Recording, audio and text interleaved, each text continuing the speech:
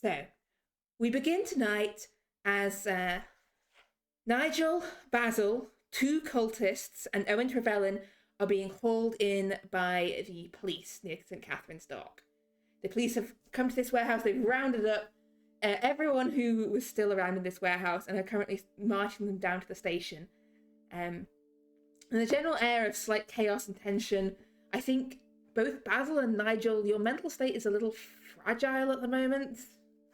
Like, you're no longer actively in a bout of madness, but you are on edge, and the night has been very chaotic and has been moving very fast. And you can tell from Owen's attitude that he also is a bit sort of confused by what is going on and shocked by what's just happened. The cultists have had their cloaks taken off and their masks taken off, and you can see that they are two of the ones they brought in. One of them you would recognize as one of the guys who was on the door when you originally dealt with the cult. I'm not gonna say his name was Sydney, but Sydney from the cult. And the other you don't recognize, but looks to be sort of a dock worker, sort of slightly out of place with this robe hanging loosely around his shoulders over rough working clothes.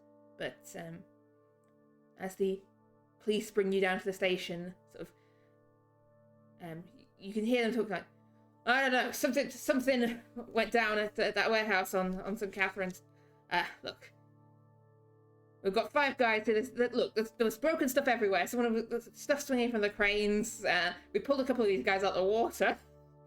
I don't know. I think that it's just some kind of fight, but look, let's just take names, take statements, see if there's anything we need to be more concerned about. All right, who do we start with? The ugly one. Yeah. And they take Basil to one side and put the Nigel, Owen, and the 2 cultists off to the other side under the eye of a couple of police constables. I am going to give him the exact same rundown that I gave when they arrived, almost word for word. And I'm going to try to do it with a persuade check because I'm charming and nice. Okay, so what are you telling them? I off the top of my head, Keeper, I don't recall precisely what I said at the end of last session. Okay, so I also don't recall precisely what you say. So essentially, what are you telling them this time so that I can know? Fair enough. What their reaction is. We were hired by a client who prefers to remain anonymous about suspicious things going on in this particular area of the town. When we arrived, we entered with consent and legally. We talked our way in, and then we saw the young man, the reporter, who was in danger, and we rescued him, and that he will be able to attest to that. Okay. It got wild. We were wildly outnumbered, and that's why we had to do weird stuff with the crane. Okay, so essentially you're going with the truth, essentially. Yeah. Just with a mission, by way of the truth mission. minus fish people. Minus fish people, yeah. Yeah, and so you're trying to make it clear that those cultists, that they're involved in this, but Owen... They're weird, we don't know why they're in robes or doing that weird shit. We thought that they were just drunk or, stuff like that. They were behaving weirdly, so that type of thing. Give me a persuasion roll then, please. Okay. Hard success. Okay, hard success. So there's a bit of back and forth and a few follow-up questions, and then the police sort of take Nigel to one side and ask Nigel sort of what happened, and unless Nigel is contradicting Basil's story, no, he will try to follow it exactly. Yeah, but quite happy to go along, and they do the same with Owen. And then that's the point where they sort of separate you 3 from the 2 sort of cult people, the 2 members of the society. They're going to sort of take them off to one side and start asking them questions. And by now, it's late at night. I think you're quite cold. I think you were both in the water. Your clothes are still wet. It's not particularly warm in the police station.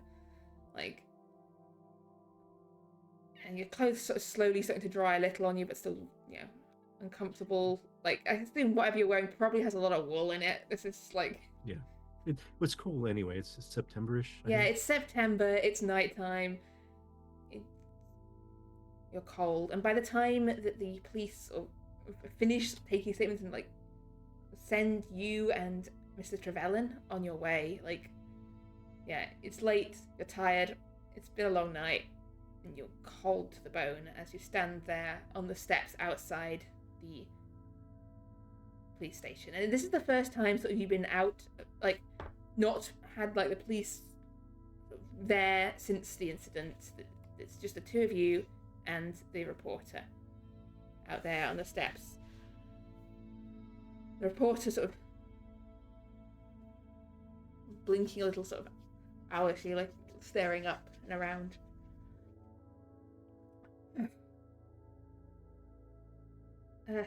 Thank you.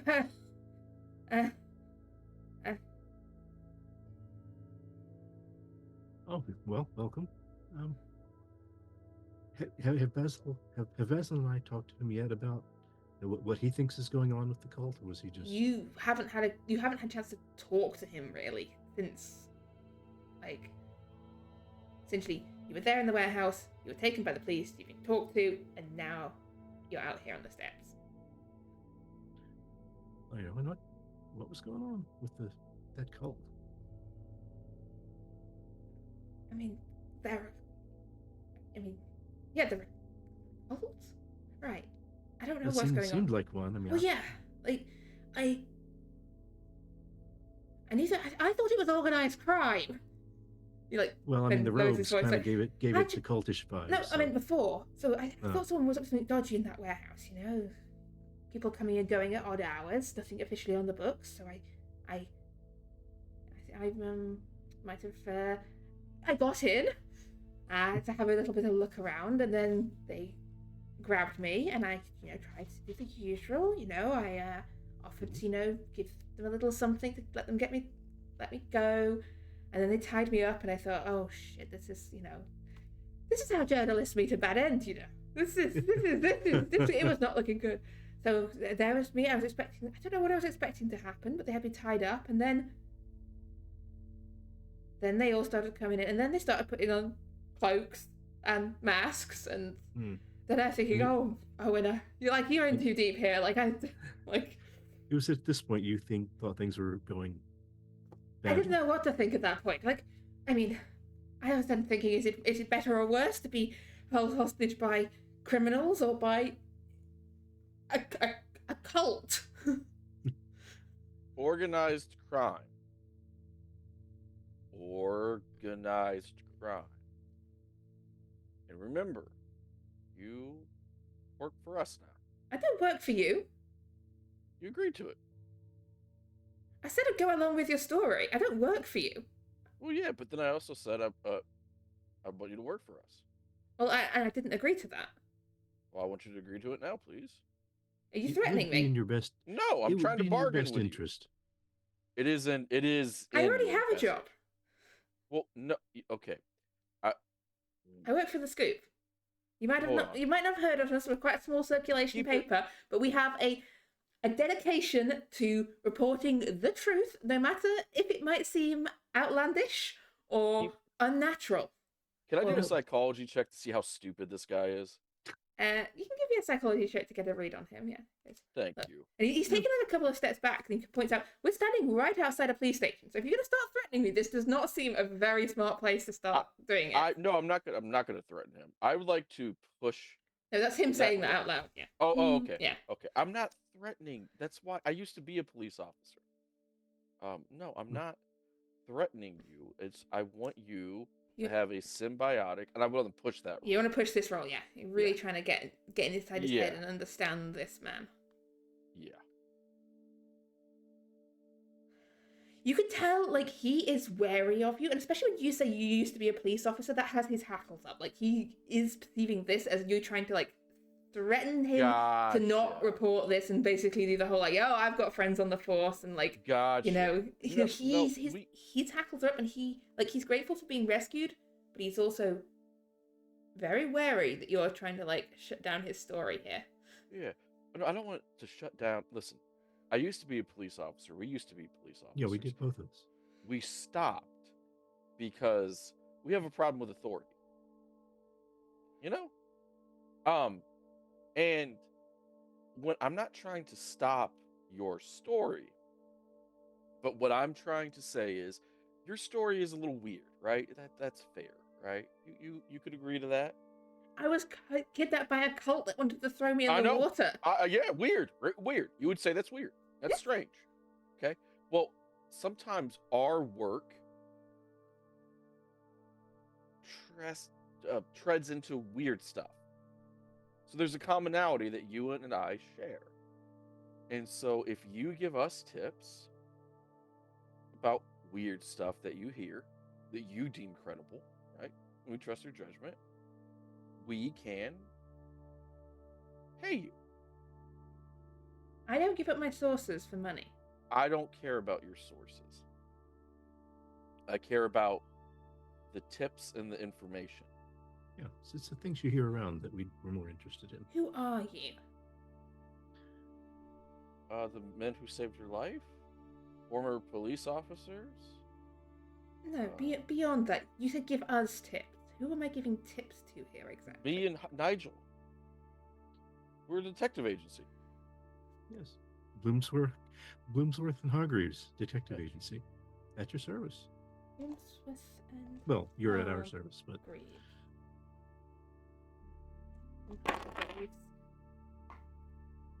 You used to have offices, in still have Whitechapel? offices? Whitechapel, yes. Yeah. There really are two of you. Yes. Yes. I thought it was just one of those we put two names on it to make it sound, more authentic. No. Yeah. No, Bloomsworth is a much stronger name than Hargreaves. I would have just gone with Bloomsworth. Or picked a better name. So you're detectives, you're interested in cults? Interested in peculiar things that you hear about. Yeah. Alright. How about we make this a two-way thing? I tell you if I hear about curious goings on, and you get to detect them or whatever you're doing, but if you are aware of strange and interesting goings on in London, well, I'm also always looking for tips, stories, I won't tell anyone where they're coming from. As I said, I protect my sources. So I am not opposed to doing that. It's just that as detectives, sometimes we run up with rough crowds.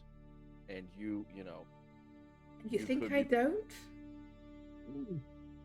Do I have permission to be completely honest? Yes. No, I'm no. Truth above all. Truth above all. Seeing how you handled yourself with tough customers. It's not that I don't doubt that you deal with them. I doubt you're a good, honest person. And good, honest people get hurt a lot in things like this. That's all. But if you're up for it, then in for a penny, in for a pound. I'm a reporter. It's not a job that people who are averse to risks usually go into. I respect it. Well, not the sort of reporting I do. Yeah. Okay. I mean, it could be brutal. You could be reporting on football games, for instance. Those get really rough. Oh yeah, now tell me about it. No, there's a whole story. I went this. Anyway. The train stations. Oh yeah, fights break out all the time. So sure. What's your first and last name again? Owen Trevelyan. Okay. I'm Basil Bloomsworth. This is Nigel Hargreaves. Yes, and Basil obviously is the senior partner. Yes, Nigel is my son. You can see by the family resemblance. His mother divorced me. She got jealous. I was too good looking. How very modern. Yes, we are quite progressive. Well, anyway, It's late. I It better be is. getting home, and you two gentlemen have probably. You look cold. It is a I bit. feel actually quite warm. If I were to call on your detective agency address, is that still good for follow-up questions and any tips I might have to provide? I'm going to give him the LES number and say specifically ask only for Basil or Nigel. Okay. And if I do get anyone else? It might be somebody named James. Just say you can leave a message for Basil or Nigel. Well. Good night. And thank you for, rescuing me from the I shake his hand. whatever the hell that was. The absurdity. Yes. The absurdity. And you part ways.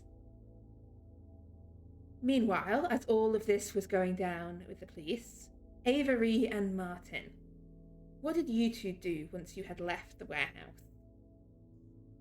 We fuck right off back to the society. Yeah, I think that's the technical term. Get the hell out of there as quickly as we can to the society. Yeah, so the two of you arrive back at the society probably around the time that Basil and Nigel are still at the police station, still being sort of talked to over in the East End.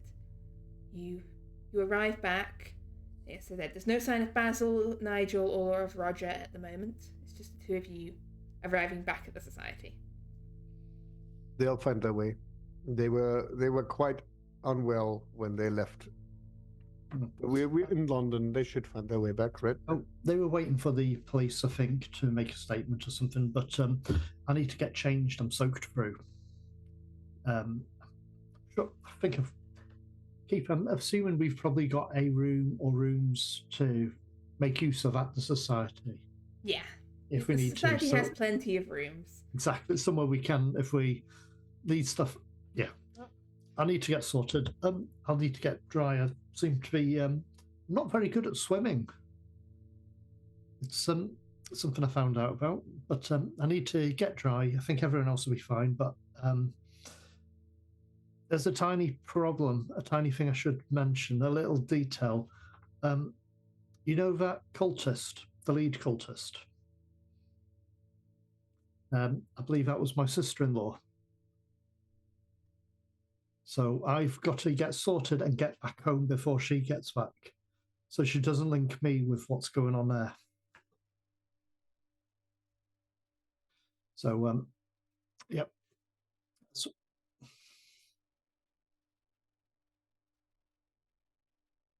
I'm sorry, my brain just fluttered. So, yeah. So Martin, you're heading back home. You're getting changed and then heading back home straight away. Yeah. And Avery, you're staying at the society? Yeah, I'm staying at the society. I still have stuff to do. Also, there's like, if I'm inside, I can create less chaos. It's probably better that way. Okay.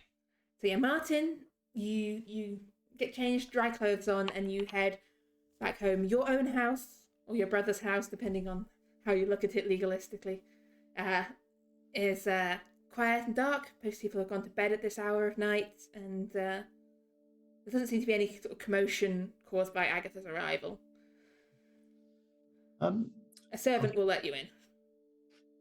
We haven't actually got any servants, I don't think, yet. Unless we're thinking of it. Anyway. You'd probably definitely have servants. Your brother would have servants. Okay. No problem. I'll be going straight to bed. Yeah. I think the family's rich enough that it's going to be at least... Yeah. There'd be a couple of servants in the house. Even if it's just a maid. Yep. Okay, you said straight to bed. No problems. Yep. Peaceful dreams, nothing to worry about. Okay. Any of you... So is Avery... You're still at the society when Nigel and Basil... are you heading to the society, or are you heading elsewhere, Nigel and Basil? I would think we'd head back to the society, unless you had some other plan. You have a not big day society. coming up. I don't know if I've told you about that, Nigel. You haven't... I don't think he's told anyone about that yet. Ah, okay. No. I wasn't close enough to hear that. All right. Yeah. No, you were currently half in the water, insanely clubbing a fish. Yes. Okay. Insanely clubbing cultists. I don't think you were paying attention. As one does, rationally, of course. Oh, sorry, very rationally, frantically thank trying to you. murder everyone around you. Thank you. Although he did also, in defense, say, "Not now, Basil. I'm busy," as he was beating the brakes off of somebody. So he was still maintaining his proper British form. Yeah, Nigel. We have to gather up everyone because I did something, and I don't regret it.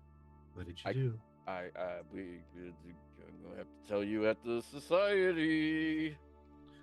Don't shock me then. Tell me while we're on the way. No, I don't want to. I don't want to talk about this more than once ever again in my life. So we're gonna. All right, old man, let's go. I can still beat the hell out of you, and you should never forget that. Because even if you whoop me, I would shoot you. So keep that in mind, you idiot. Cabby. Oh God. There's no cab. Yeah, you're gonna have to walk away to get a cab because you're in the area. I'm just stumbling You about. Come on, old man, keep up. I can't. Oh. So yeah, through a bit of walking and eventually being able to get a cab, you make your way back to the society. By the time you get there, Martin has already left, and it's just Avery around as you arrive back. Hey, welcome back. Hey. Martin is changing, I think. And Martin's gone down the road to his own house. Yeah, he'll probably be there soon-ish. So, I need everyone here. I don't want to ever talk about this again. Only once. Do you want to hold this conversation till the morning then? When Martin has returned? I'm gonna ask James to prepare my actual bedroom, like the actual bedroom. Of course, yes. Does it need to ring now? Can it wait till the morning? Sorry, sir. I mean, Basil. I'm just gonna stand in front of him, still halfway soaked with all the blood and the bruising. Yeah. Yes. James goes to. He said, "I've not had a chance to hire any additional servants on yet. So it'll just take me a moment. You bring Agnes. We need some hot water going, please." Also, we're probably gonna. The society is probably gonna come into some more money because we've acquired property. Well, pending property. We have. Right. Okay. Yep. Warehouses. I don't think you own those warehouses. No, I said we're in the process of it. Okay. I said the process. There's no sort of obscure British law where it's if you beat a fish person in a fight in a warehouse, you then own that warehouse. No, but there was. I mean, it's another statute. But that's the Lady of the Lake. 1203. They're congruent, okay, but no. So, yeah. Yeah, get your lore right. I just James. Fishy people lying around in rivers. No way to start a government. Yeah. I just go to bed. I sleep. I'm sleeping till noon, by the way. Okay. Avery, I'm glad to see you made it out.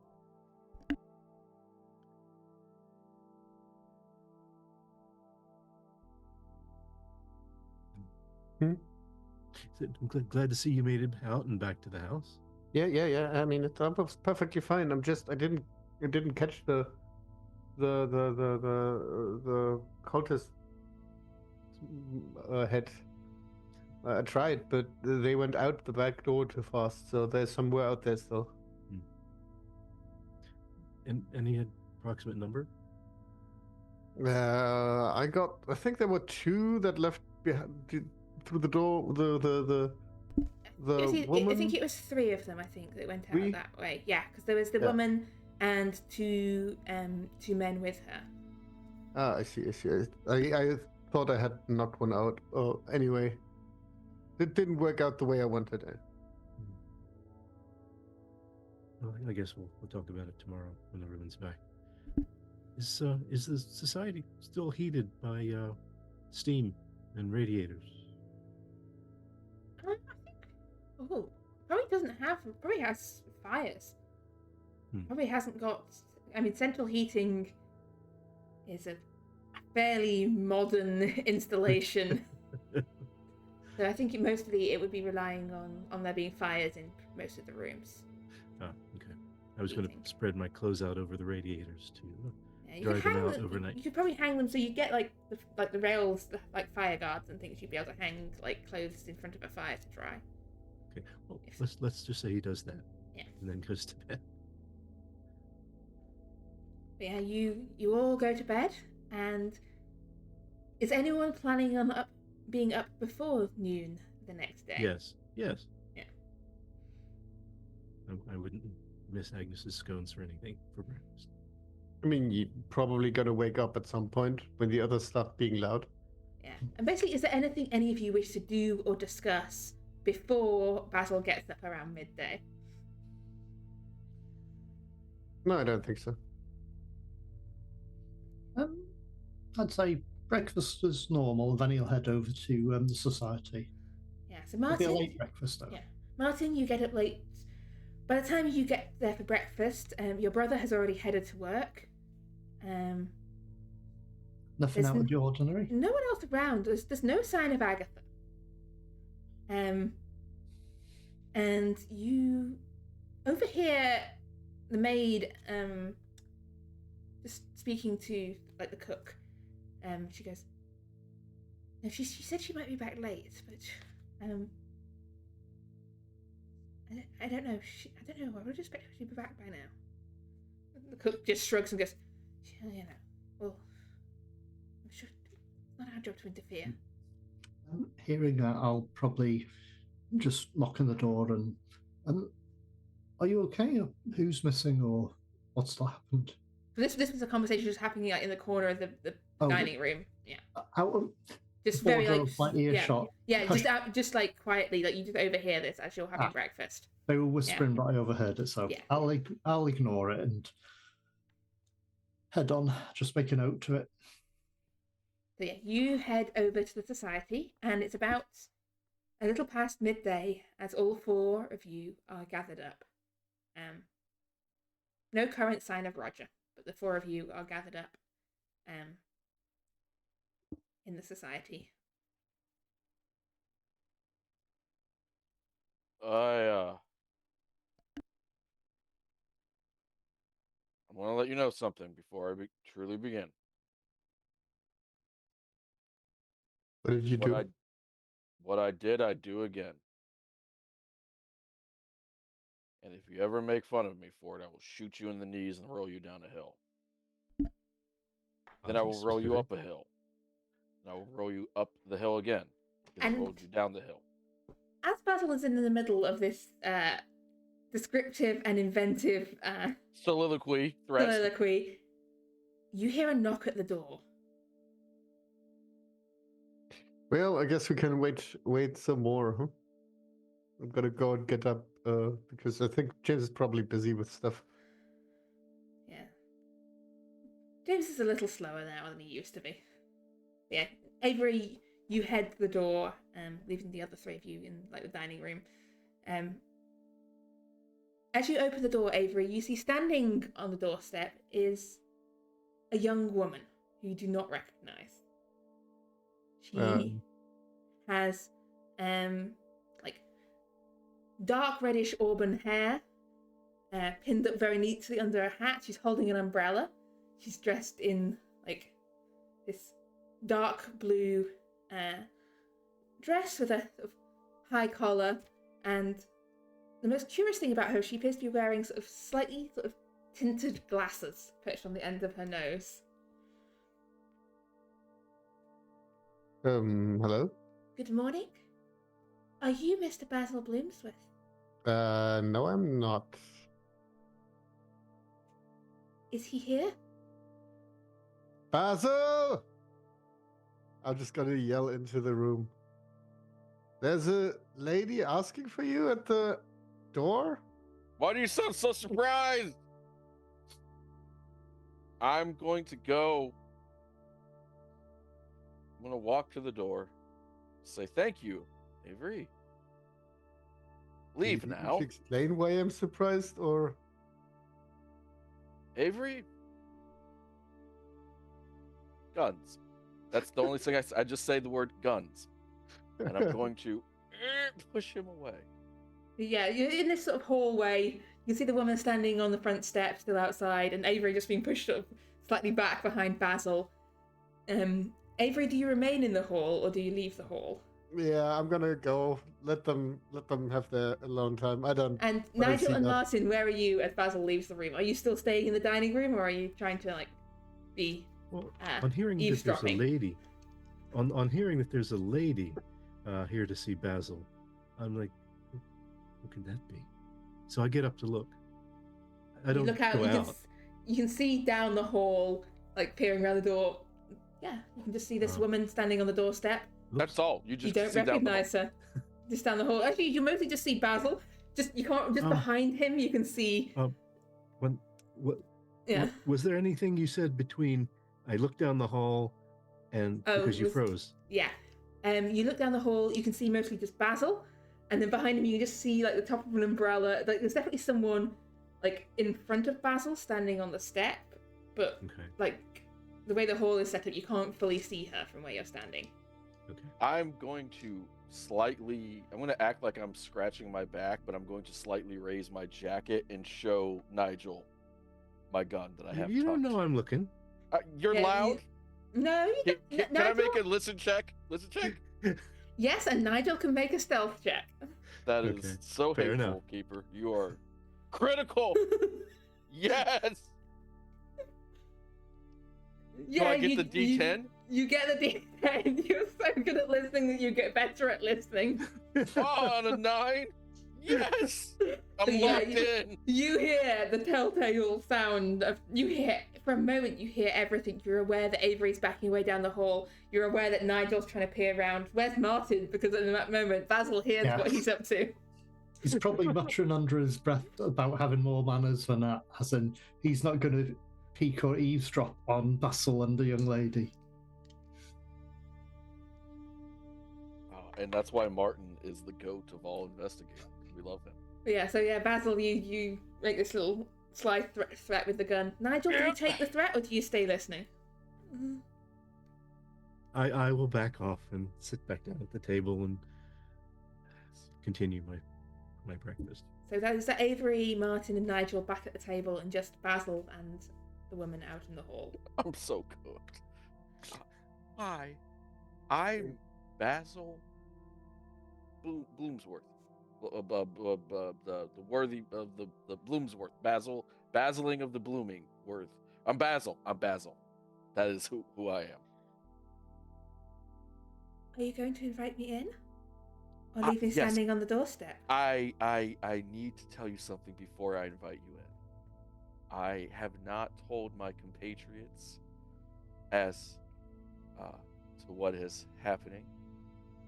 So the first thing is, what is your name? Galatea. What? Galatea. I'm sorry, is that not a suitable name? No, that's a beautiful name. I'm just a bit of an idiot. I'm sorry. Galatea. Keeper, how? It's Greek. It's as lovely as you are.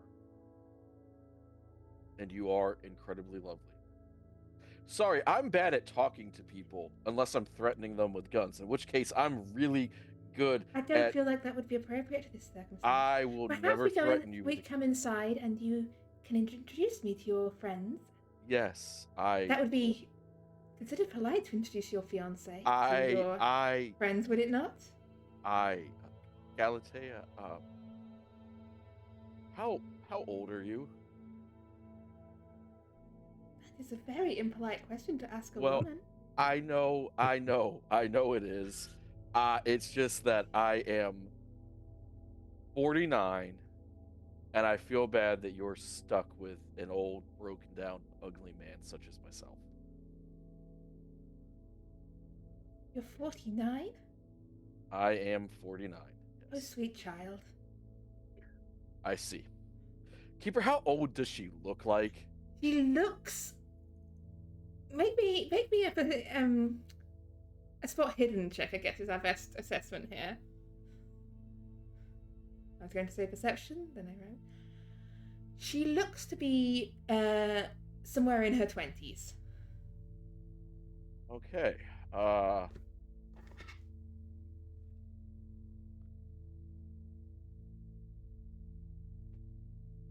Take my arm. She takes your arm. Okay. Oh, one moment. You'll get used to this. This just happens a lot here specifically. James, we need another chair. And then I'm going to take her to where we are having breakfast. Yeah, James comes. I mean, there's probably enough chairs in the dining room, I'd say. But James That's will, true. Yeah. We need another. Yeah, I'm James gonna will set something more logical. set another Yes. place. But yeah, it's quite a Thank big you, dining thank room you. because Yeah. James will fetch like another thing through to the dining room as Basil enters with this young-looking woman on his arm. Nigel Hargreaves. This is Galatea. Nigel is my detective partner. Martin White. This is Galatea. He is one of my business associates. Mr. Avery Collins is also a business associate of mine. Martin Avery. This is Galatea. Pleasure This to meet is. you. Thank you for being so polite. And it's at this point the flop sweat is so real. I'm adjusting my collar. This is what I was about to tell you about. So last night, during the incident, Yes. we'll never speak about again after this. I had made an executive decision to reach out to some new associates that we have.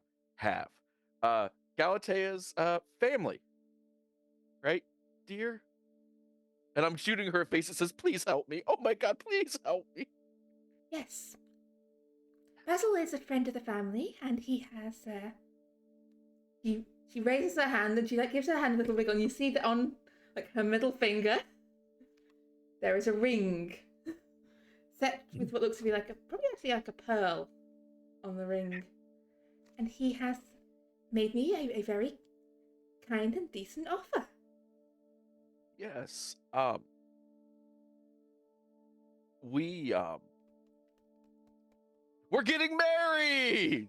Well, congratulations, I believe are in order here. Have you got a date in mind, or? Tomorrow. Do we? Tomorrow! Oh, quite quick. At the pond? That I told your family member about? Indeed, yes. Okay.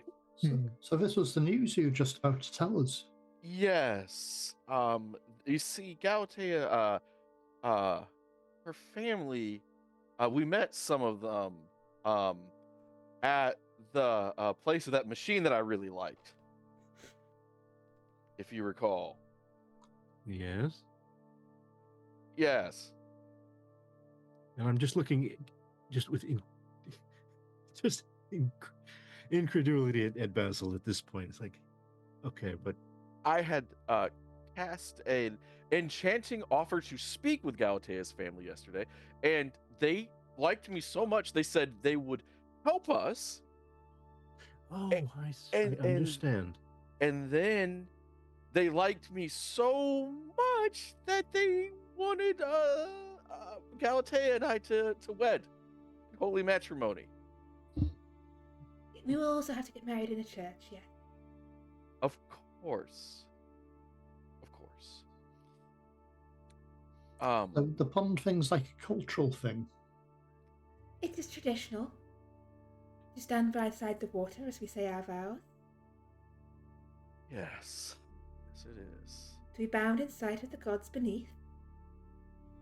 Of course. We love those. You did pledge and I prove your did. loyalty towards them. I did, and I will. Galatea, you will find that I am an incredibly transparent and stupid, but honest man.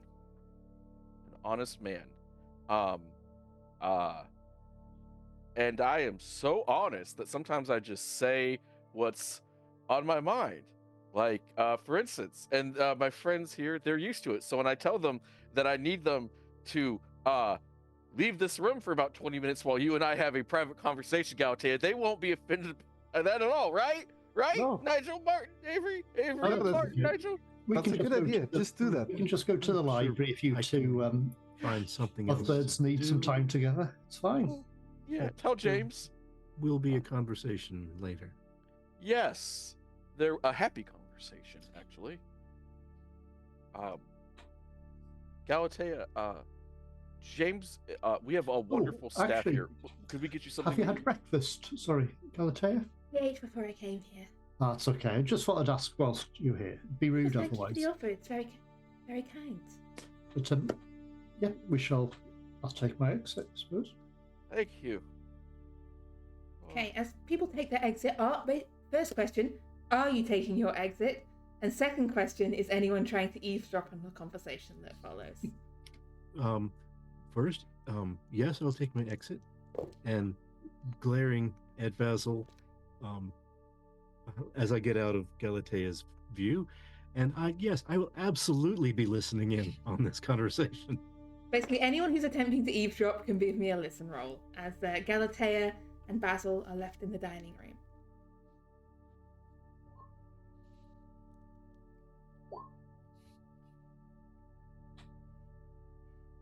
Goddamn. Galatea sort of takes a seat and just pours herself some tea from the pot. So, how do I say this? I'm happy that you're here. You weren't expecting me here to get here quite so fast, were you? I figured you'd be here by tonight. We didn't want you to risk you getting cold feet. Oh. You all didn't believe in me, or just good business practice? It's just good practice not to give people Okay. the chance to welch out on a deal. I wouldn't do that. So, honesty is the best policy, right? If you say so, yes. Well, I'm asking your opinion. You mean with your friends or with the world in general? Or with each other? Okay. Did you used to be a police officer? No. Could have fooled me.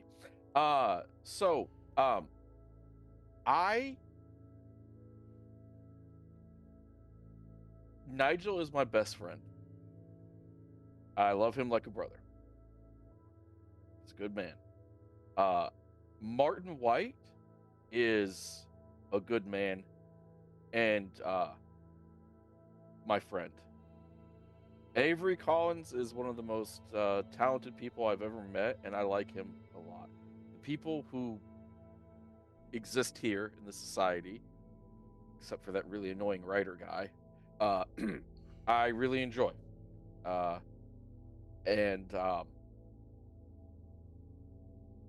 I will do my best to do right by. I will do right by you as a husband. I will honor our agreement. I can't help but notice that you appear to look very amused by all of this. Amused? What? You've been smirking this entire time. You are quite an entertaining man. I wasn't quite sure what to expect. When I was What did I tell you told about that a marriage had been agreed on in return for removal of our previously loyal worshipper and very generous provider benefactor, that's the word I was looking for, benefactor, I thought, well, this must be quite an extraordinary gentleman to have caught the eyes of those beneath, but... And thus I came here to meet you, and then I find this in your interesting little setup here. The London Esoteric Society. London Esoteric Society, yes. Yes. I know what at least 2 of those words mean. I know you know what all 3 of those words mean.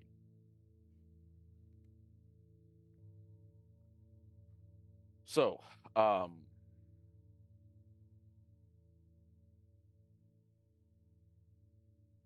when we get married Tomorrow? tomorrow, where would you like to go for the honeymoon? Well, I would invite you to visit my family, but I'm not sure you'd survive the trip. Do you think they'd like me?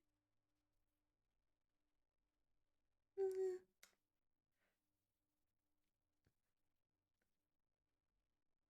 they have little time for that which dwells upon land. Yeah, you're way too polite to have been a police officer. I understand. Perhaps we could go. I heard cruises are quite fashionable. As long as we don't run into any rodents. And, a little tour around these isles of yours, or perhaps over to the. Well, I was going to say the continent, but not too far into the continent. I do not appreciate being too far from the sea. It is a Wherever you disconcerting wish. experience. Wherever you wish to go, we will go. How very generous. I don't know. We didn't have a lot of time to hash out details, Galateo, last night. You can understand.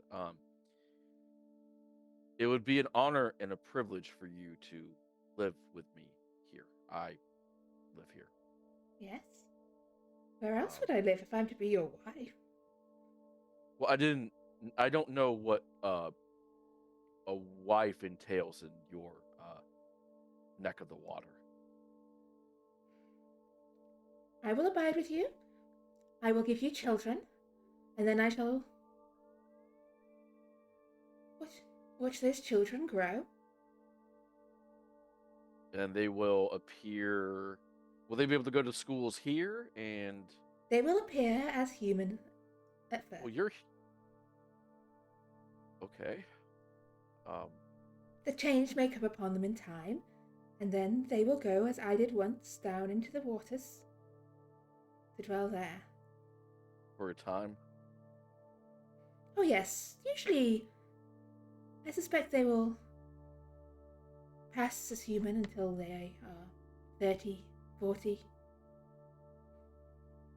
So, This will probably not concern you. You are reasonably old already for a human. By the time that they sink into the waves, you will probably be dead. that is how math works when applied to human lifespans. Yes, although don't count me out. I'm quite daring. So how long ago was it for you when you went to the deep and then emerged? I went into the waters. Let's see.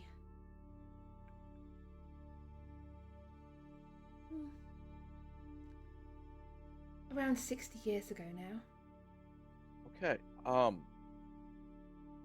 Which I suppose in your in terms of total, that would make me 80? No. Yes, around 80. Okay. So you can understand some of my amusement with your fears that you were Yeah. that much older than me. It's You have some trepidation about marrying such an old woman as I? No, I still feel like you got the raw end of this deal. 'Cause well, a teacher once told me that I looked like what happens when a horse steps on somebody's face and then they live. He was referring to both the horse and me. Oh. She leans forward. She kind of looks at your face, sort of examining it. Goes, I mean, I suppose your eyes are a little small and your skin is a little dry. But you're not so bad looking. I mean, not as much as many of the humans I've seen so far. Like, his eyes light up and he goes, "Oh, God is good." Galateo,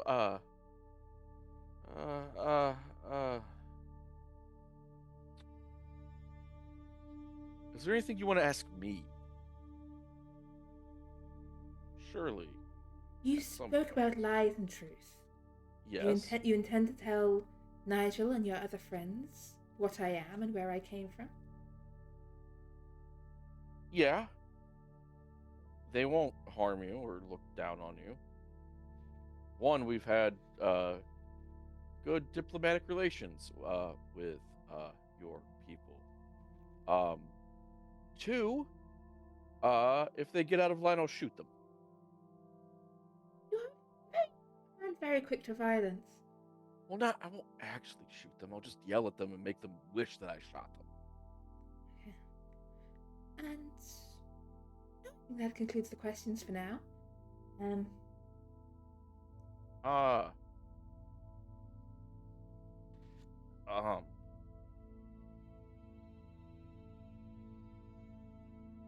We will wed tomorrow at nightfall if this is acceptable to you.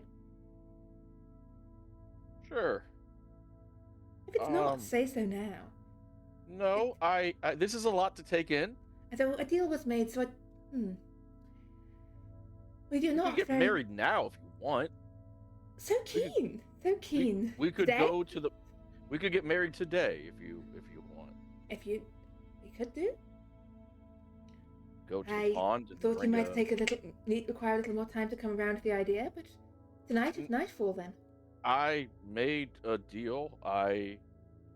The way that I look at it is, if I backed out of this deal, then I'm saying that I really don't care and love friends as much as I said, and I do.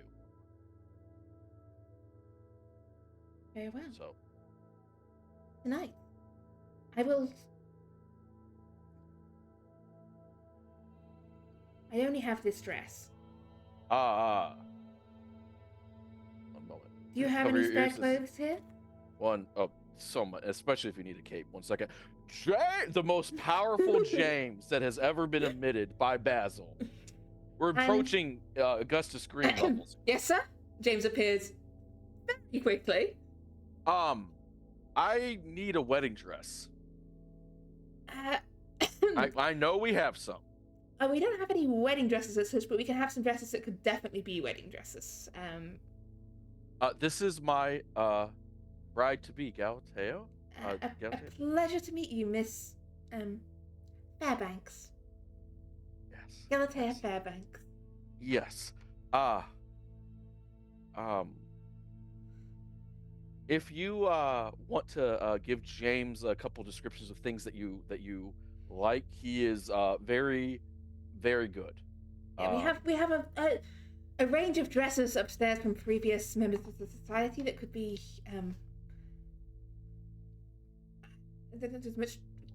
When do you need this for? 6 hours, actually. There's some dresses upstairs that could perhaps be altered right. if I get Agnes on it. I will. Thank you, James. We'll need to take some measurements. May we borrow your bride-to-be for... Oh, yes. I'll send Agnes up here. Or yes. And James. Yes? I am very fond of her. Yes, sir. Thank you. And James leaves. As he goes, I shoot him a look that says,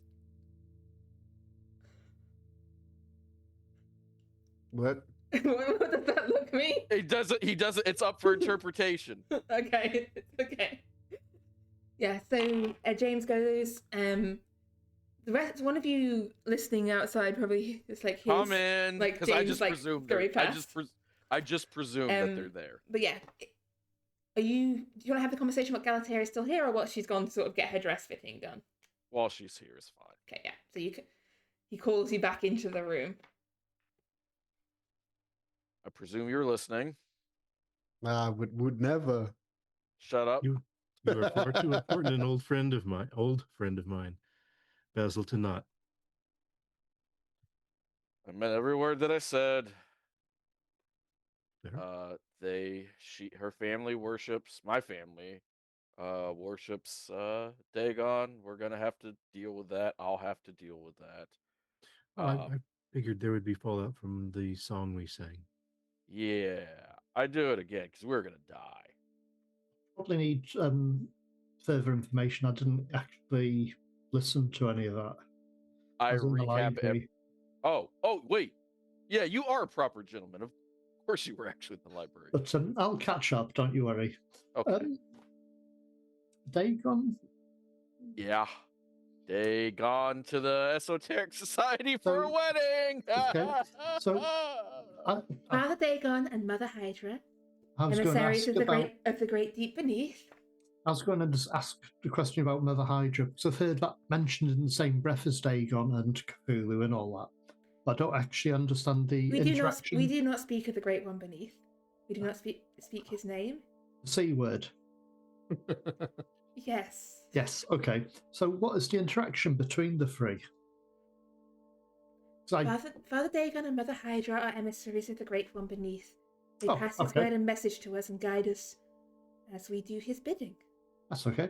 That's what I just needed to know, because I didn't know the information. I'd heard the names, but didn't know how they related to one another. So I thought it'd be better to ask rather than make a mistake. You are certainly more open-minded than many humans in the past have been. These times have moved on. We have been on, I suppose, relatively good terms regards your family. I mean, there was an incident in, is it Brighton? Remember? Yeah. Yes. And where we may have helped some of your family. Your distant family, but family all the same. Very kind of you.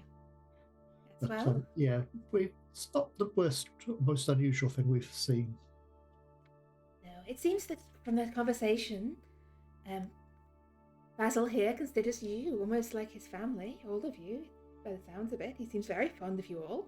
So, from tonight onwards, I see we'll all be family.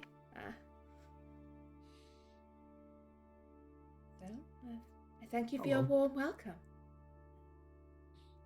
Now I believe I have a dress fitting to attend. I will see you tonight. Had you needed a dressmaker, I could probably recommend something, but... We're getting married in 6 hours, Martin. I know some very good dressmakers. If you would like to call them and have them come down here and help out I'm James. sure whatever you have upstairs will be acceptable. Oh, okay. The society has a history, of course. It must have many dresses upstairs. I'm sure it'll be fine. Basil, do you have anything appropriate? And that's true. Basil, you'll need something. We've had so many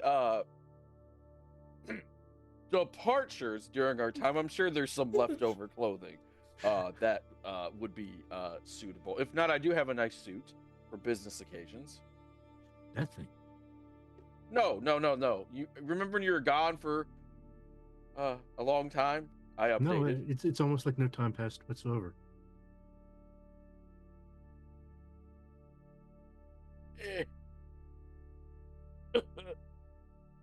Yeah, you're right.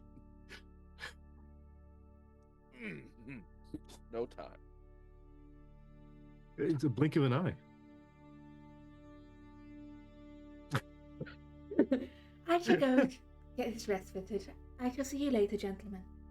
Good evening. Enjoy. Turns and departs. This is all rather sudden, Basil. I need a seat.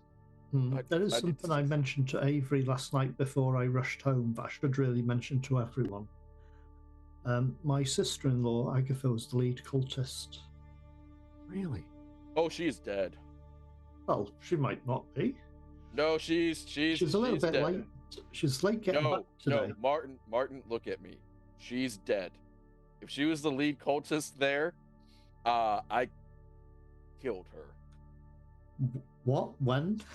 When I summoned the fish people, they had arrived and they said, "The fuck do you want?" And I Hang on. said, But you can summon fish people "Yes." I mean, yeah. and Yes. talk to them. Yes. Well, How? only through the spell. When I Oh. summon them with the spell, I If you can teach that spell, it'd be quite handy to be able to communicate with them.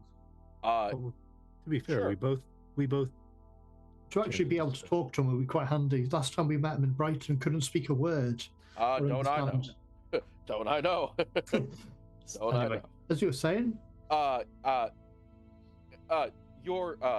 Your family member was in the midst of killing us all, and she was doing a splendid job of it. She was quite talented. So I asked my new family to, whoever the head cultist was.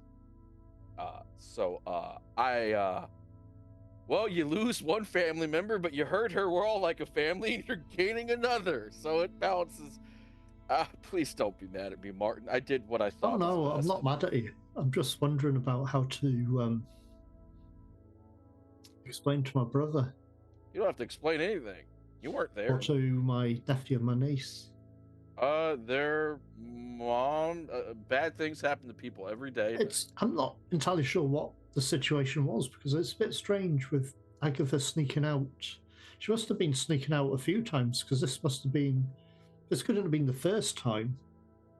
No, the way she was casting spells and trash talking me was certainly not the first. Unless she is just like amazing at it, which I'll have to find out what his view of it and all that. I'll have to find something, but no. So that's why I'm explain getting some things. married. I'm gonna be a dad soon too.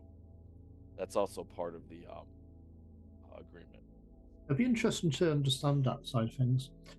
Do the fathers I'm carry the gonna babies? understand it. In some cases of fish, the fathers carry the babies as well. Is that something that happens in this case? I don't know. No, it does not. It does not. It does not happen like that. In other Okay. cases, the father is only necessary for a short But time. anyway, sorry, I'm just playing with you, just making you worried. I can I'm kill. sure it'll be fine. If I shoot myself right now, you will all die. That is also part of the pact. So watch your mouth. Not that I would. Probably. Honestly, this has worked out significantly better than I thought it was. I mean, all things considered. Now, it's She something seems terrible. nice. Yeah, I don't really she know does. her that well. Maybe there's a. There is the matter of where is Roger? They probably panicked and ran somewhere. He did run straight out. It might be worth. I'm guessing he'd probably have a phone at his house. We can say so for the point of view of simplicity in getting in touch. Or we could probably send a message. So yeah, if you want to put a call through, I'm not going to look up phone distribution stats, so just you can get away with it. So if you want to give him a call now, you can do so. Well, would we have the Penhue Foundation number lying You about? also would have the Penhue Foundation number, yeah. Yeah, it'd probably ring through to Roger rather than them because, well, it's the Penny Foundation, and from Martin's viewpoint, I actually told everyone else about the flayed feet thing, the dagger and the weird technical device. Yeah. So who are you ringing? The Penhues or Roger's address? I'll just ring Roger to check how he is. Roger doesn't pick up the phone. Instead, you get Ida. Oh, hello. Sorry. Are you after Roger? He's yes. Just checking out he's okay. He got called into the foundation. They wanted to talk to him about something. I think he's all right. He came back very late last night. A bit of a flat, but he seems all right this morning. Oh, that's good. I was just checking he was okay. We were concerned about him because last night was a bit chaotic. It was a late night, and we all went in pretty much every direction. Yeah, no, he went over to the society. can leave a specific message if you want. Oh, it's no trouble. Just checking in how he is, and for him to let us know when there's any information. Just pop in when he can. Will do. Keep It's safe. nice Thank to you. hear you. How you're doing, anyway. All right. Thank you. Take care. All right. Oh. So yeah, having confirmed that Roger is alive and well for the time being, and made arrangements for the marriage this evening, is there anything any of you would want to be doing before this evening's wedding? I'm going to research fish. Okay. You can give me either a library use or a natural Fish. world roll here. No, I should say fish people. Okay. I'm going to research fish people. Okay. You can give me a library use roll for researching in the society library, or just a Cthulhu mythos to know what you already know about fish people. You could always ask Collinwood. He knows a lot about fish people. Don't tell Collinwood. Don't tell Probably Colin when better. you're marrying a fish person. He hates fish people. I'm just gonna say that I think that fail manifests that I just can't concentrate. Yeah, your mind is whirling. You do remember all the sorts of, I mean, you know that the society has, I mean, there's not been much fish person stuff in the last few years. They've mostly been keeping quiet. You know that before you joined the society, there've been several runs in with fish person cults, and after you joined the society as well. You know that Collinwood is absolutely terrified of anything fish person related and anything related to the cult of Dagon. You know they're messing around in Brighton. You know that they have been tangled up in the society from the very beginning. The man whose house this originally was, the man whose money the society was founded on, was murdered in this house by a follower of Dagon. Yeah, that's not polite dinner conversation. I think the only thing Martin will probably do is art stuff. He'll probably try to do a nice sketch. Nothing fancy, just he's going to relax a bit and mellow out and do a nice drawing of Galatea and Basil Bloomsworth. The pair of them as a couple. You could give me a little drawing roll to get the quality of this. But yeah, as Martin He's does not his very sketch, good though. Basil, yes, yeah. But Basil, beyond the generic stuff, you don't get anything specific about. Oh, Gotcha. Martin, this is the finest work of art that you have produced in your life. It's perfect. It is. You can in fact, it's so good that you can increase your fine art roll by a 1d10. This is a critical success on just art, just a work of art. This is. Yeah, so Martin's drawing, Basil's racking his brain for details on fish, people. I think I would try to get Nigel off to the side in a place where Basil can't hear us.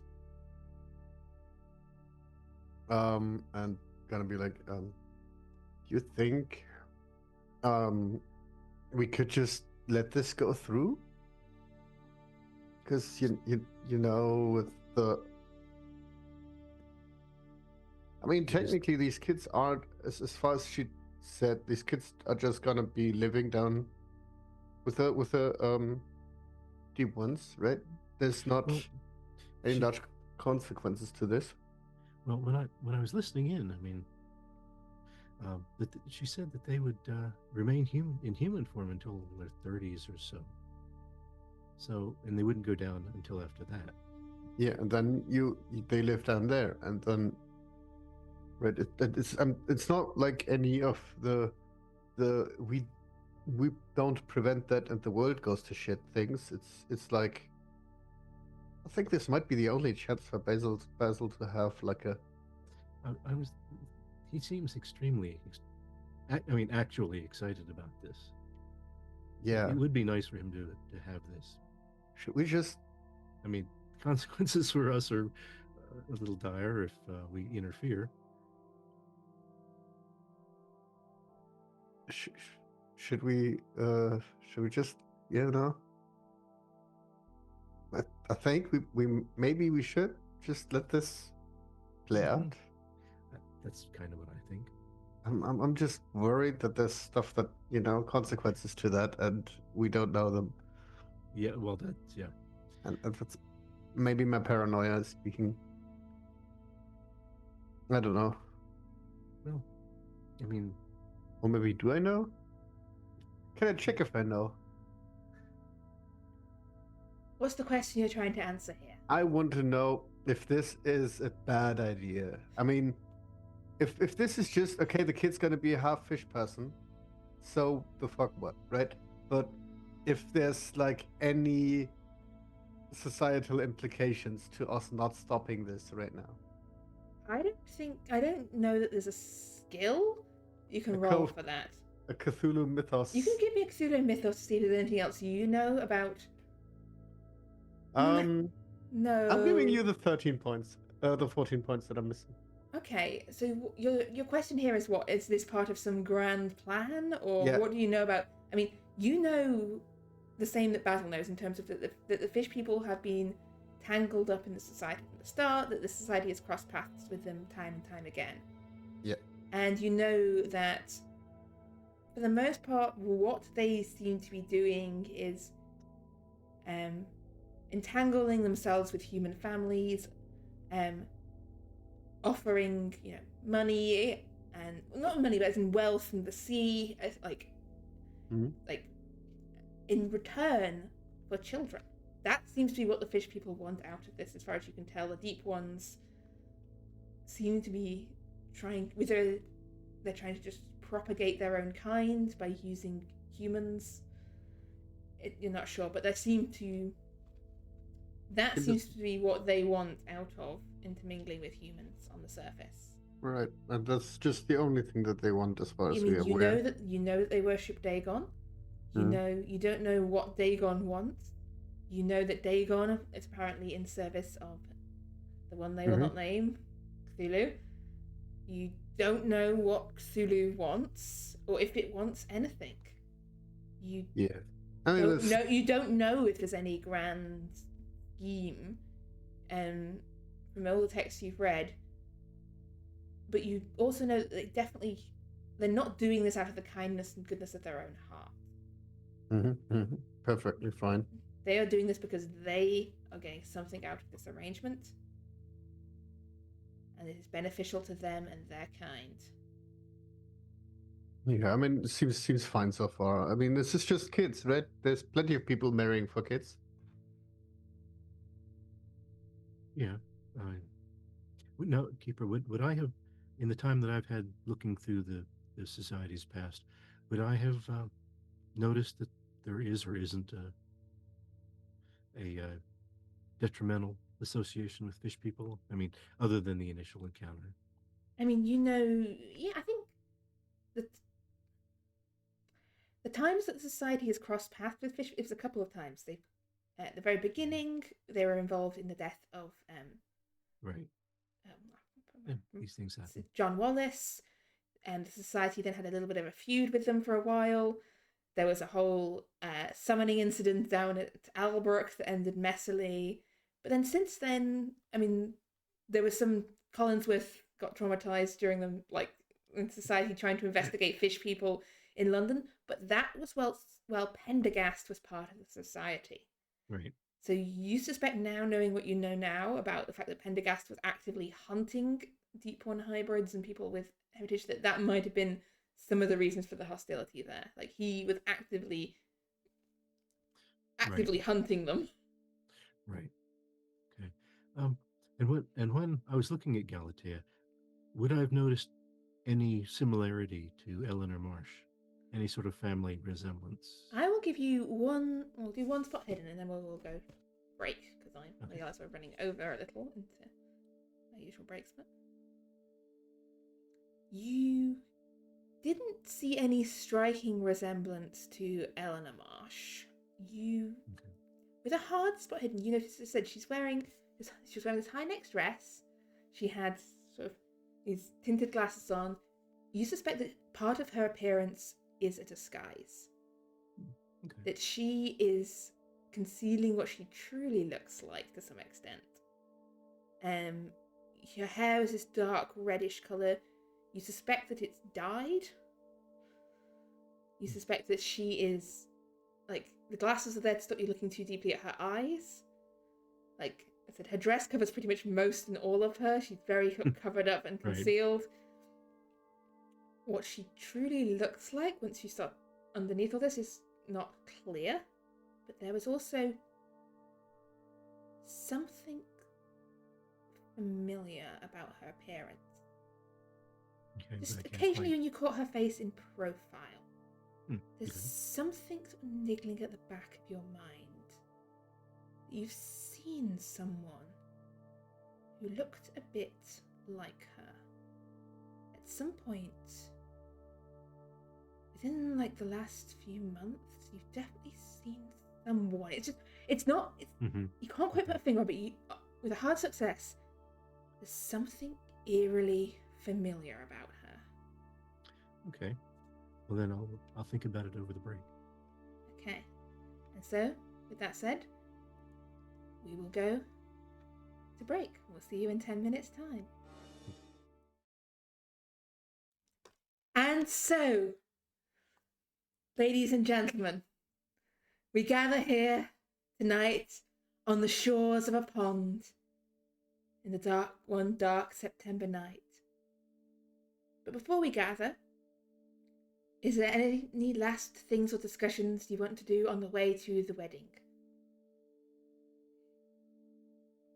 I'm going to spend this time by myself, thinking about my life, thinking about what it is that I stand for, the ramifications of my actions, why casting spells is always an interesting thing to do in Call of Cthulhu, and how I feel about round sunglasses. Yes, unfortunately, I don't have any round sunglasses to wear to really embody. I can do these glasses close as I can get to really embody, get into the character. So yes, are you all making your way to this pond together, or are we splitting up the groom's party and the bride's party? Oh, I'm we need to make- assuming the bride would be separate. I don't. I'll leave it up to the bride and groom. I mean, to what's the decide. correct decorum for when you're marrying a deep one in a sunset next to a pond? I will have James, because I'm gonna do the thing where it's bad luck to see all that until. So I'm gonna have James say, would you ask her if she'd like to travel with me or if she would like a separate stagecoach to take her there? What's her preference? She says a separate one. She will meet you there. Okay. I double check to make sure it's the right park, the right pond, the right time, all the logistical nervous stuff that you would do. Yes. Get my suit on, make sure I have everybody check me over, and then I'm going to sit by myself until I am summoned to go get fucking married. Okay. I'll just mention one thing. Martin's going to have that picture framed sort of as a wedding gift for the pair of them. Technically, it should be a first anniversary as paper, but it'll be a nice one. It'll just be wrapped up and just for the pair of them as a wedding gift. Okay, so are the rest of you making your way to the pond with Basil? Yes. I mean, he has to be accompanied. Yep. And just before we get there, I just say, I open my vest side and offer my flask and say, do you need a nip? Steady the No, nerves. nothing can steady these nerves. Nigel, you know that I thought this was the best thing, right? Yes. No, I understand. And it makes sense, at least on paper, right? Yeah. But you genuinely seem to like the idea. Is that you really? Well, Are you okay with this? I'm hideous, and usually women run away from me, even if I ask them what time it is. So this is strange. She also seemed to think that I was better looking than most humans, which means I might look like a fish, but hey, I'll take it. I have no idea what the long-term ramifications of this could be. I mean, a follower of Dagon killed the progenitor of the London Esoteric Yeah. Society. So, I just know two things. Well, our relationships to do been it. up and down. Yeah, Yeah. I had to do this, and if I walk out on this, we will be embroiled in a war we can't win. So I'm gonna get married, and I'm just gonna hope for the best. It's wild how I sat at the seat of all knowledge, processed it, was able to figure out the perfect things to do to build a society, and many of my machinations are unfolding quite well. And here I am getting married to a fish woman. Yeah, well, you didn't see the time jump either. No, when I sat at the seat of all knowledge, I forgot to ask stupid stuff that other people did and stupid stuff that I did. I left that part of the request out. I think I Okay. asked just for good ideas. Oh, all right. So, my mistake. Well, anything you want the rest of us to do during the ceremony? Anything?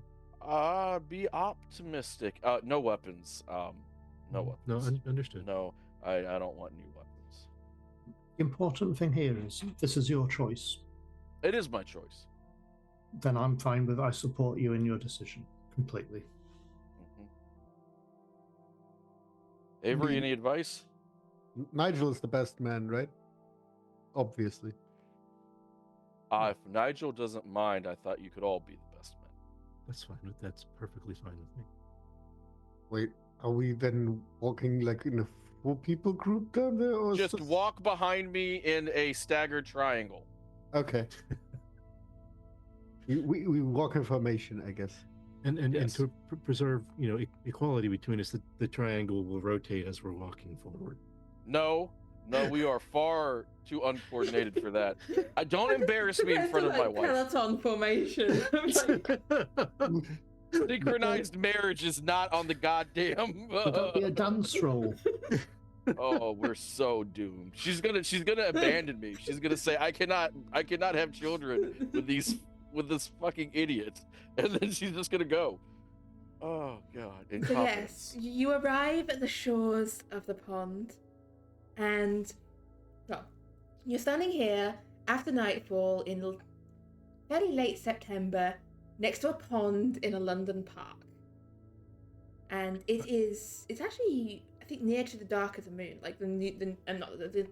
That's the word. Like, it is dark. There's no moonlight. You're standing here in the dark in a park, dressed in your best suits. I think it's a moment where this feels somewhat farcical as you stand there.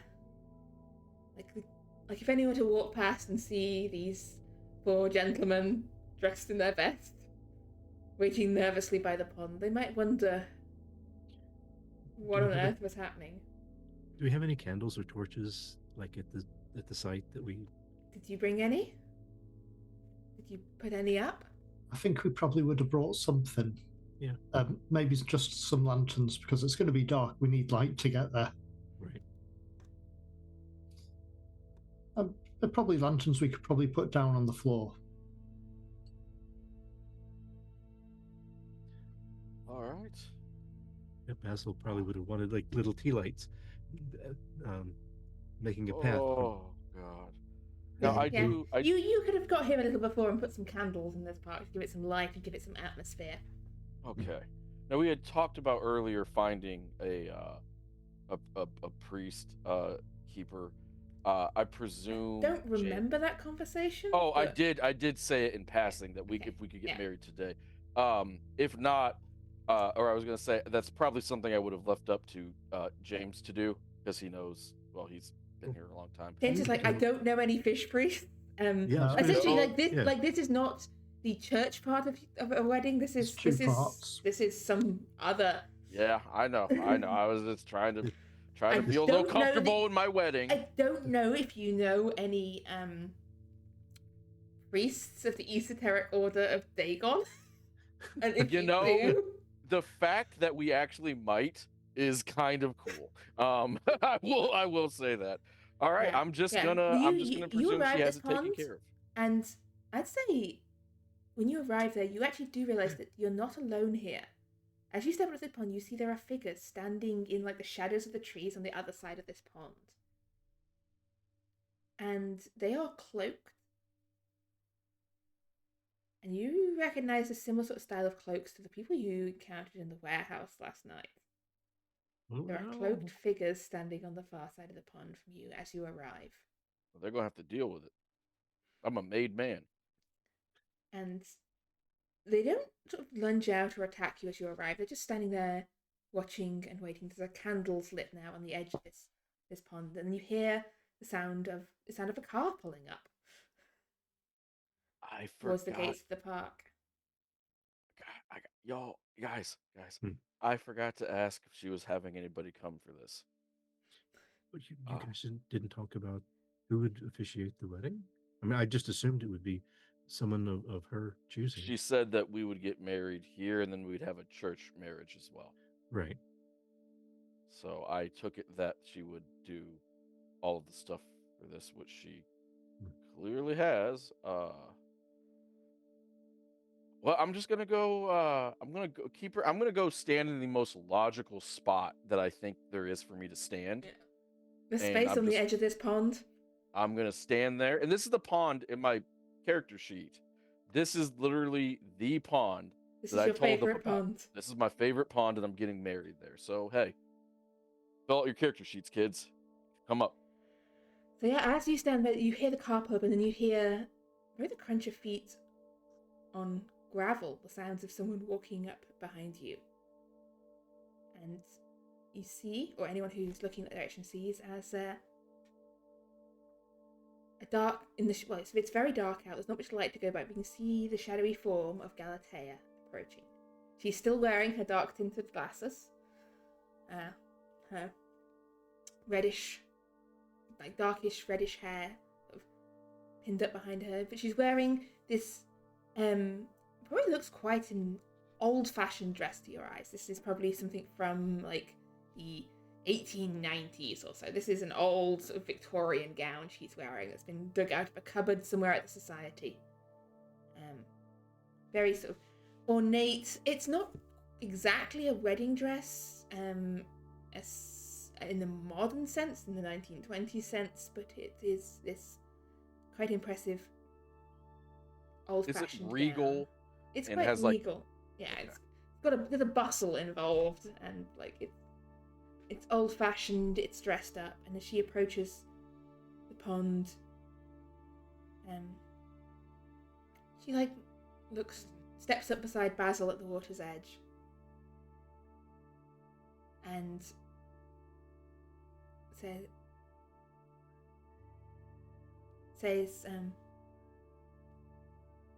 my kin,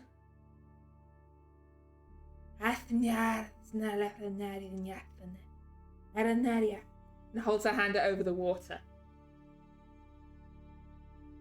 And you see ripples stir in the surface of the water.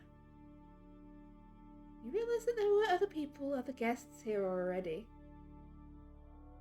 Figures moving beneath the surface. And it's too dark to make them out clearly. But you can tell there are deep ones in that water now. Whether they were there all along, and they must have been. They can't just appear there. But there are deep ones in that water, here, present, and watching.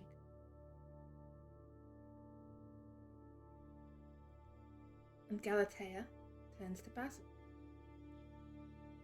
Among my kind, we make our own promises and say our pledges in the eyes of Father Dagon and Mother Hydra.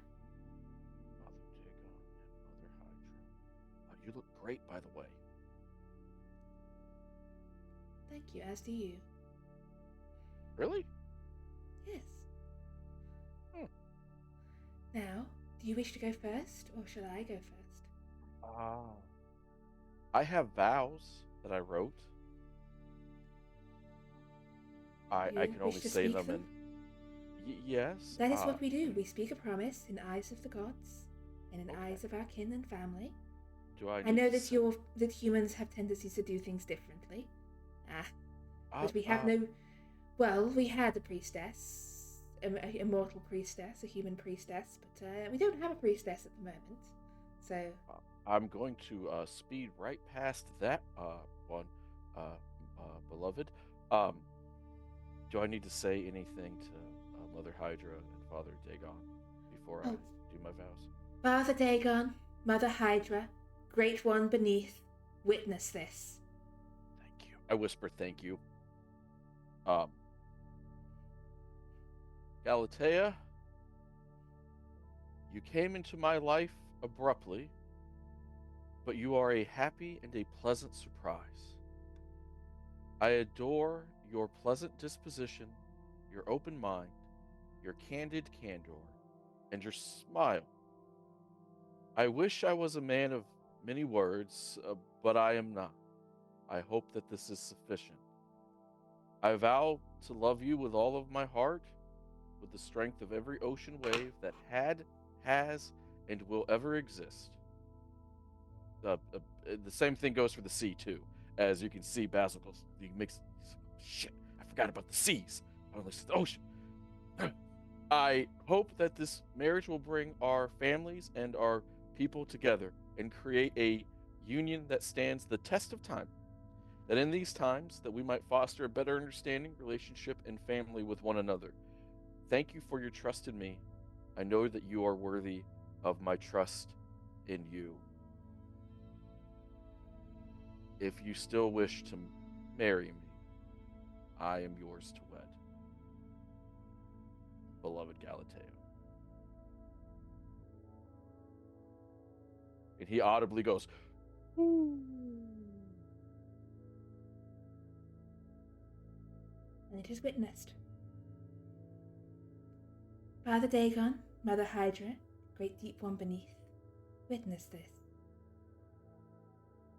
You offered yourself to us as willing sacrifice, and before the black tides and beneath the watching depths, I bind myself to you as you are bound to me. Until your last breath, until my last breath upon this land, I am yours and you shall be mine, bound in sights of all gods. And so as the tides return, I shall always return to your side, and I shall watch over you. And together, we will make a great and bright future. I do And a thus it is psychology witnessed. check. Yes? I don't like the way she said a great and bright future. Hard success. Would it be worth spending the 13 luck to make that? I think a hard success is enough here. And she said a great and bright future. Like,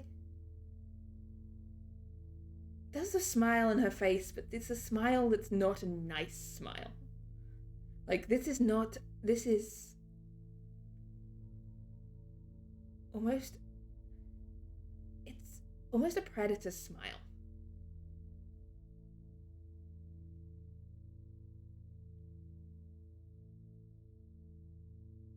And so it's done. We are bound by laws of my kindred. I suspect there's a little matter of paperwork and Christian vows before I am your wife in the eyes of human law, but Yes. it is done. It has been witnessed. She waves her hand to the cloaked figures in the trees and the rippling water. In the eyes of those that matter, it has been done. I'm going to wave. And I want to see if they hate me. Like, I'm looking.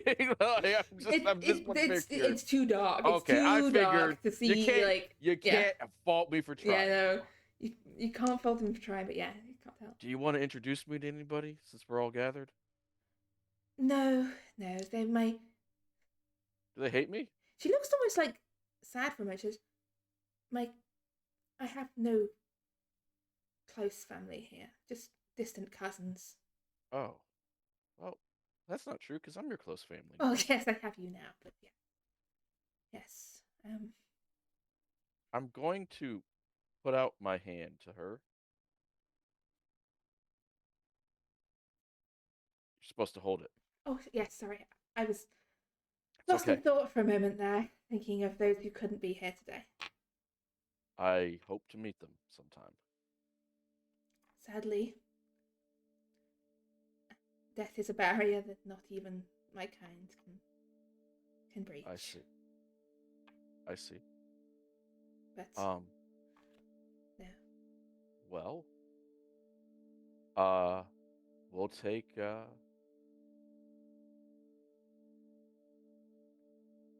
one second, just human tradition.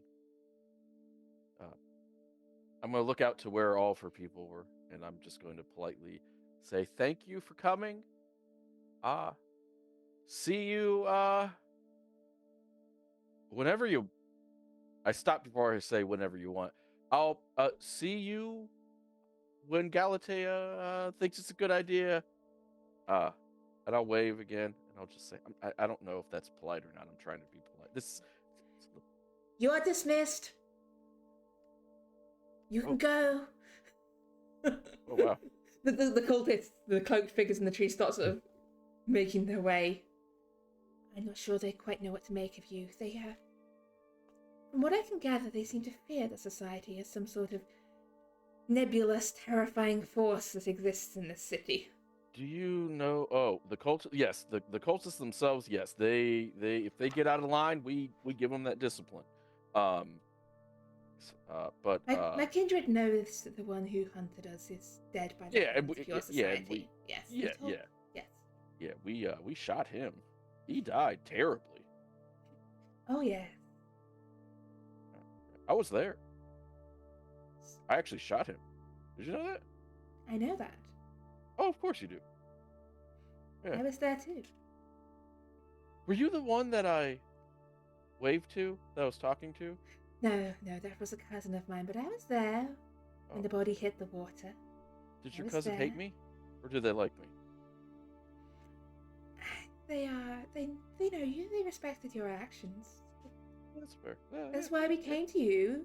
Well, you called upon us using the ancient rites, but that was one of the reasons why we came to you. Last night, when you called upon us, and when you offered us a bargain, we knew. Well. Yeah. Can I ask you something? Yes. You said that you will watch over me? Yes. So if somebody broke into the house and they were going to stab me, and you were there? I would choke them with the waters of the ocean in their lungs, and slit their throat for good measure.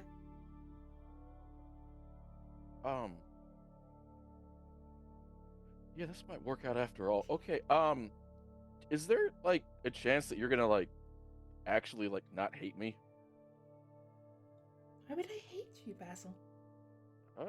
Kind of hateable. Well, I mean, like, a lot of people respect me, and, you know, I have, like, You're a violent... man who is violent and single-minded? Well, not single-minded, actually. I take a lot of avenues to problem solving. Sometimes I put on a front. It's easy. Yes, when but when you set your underestimate mind to something, you are very hard to sway from that course. I respect that.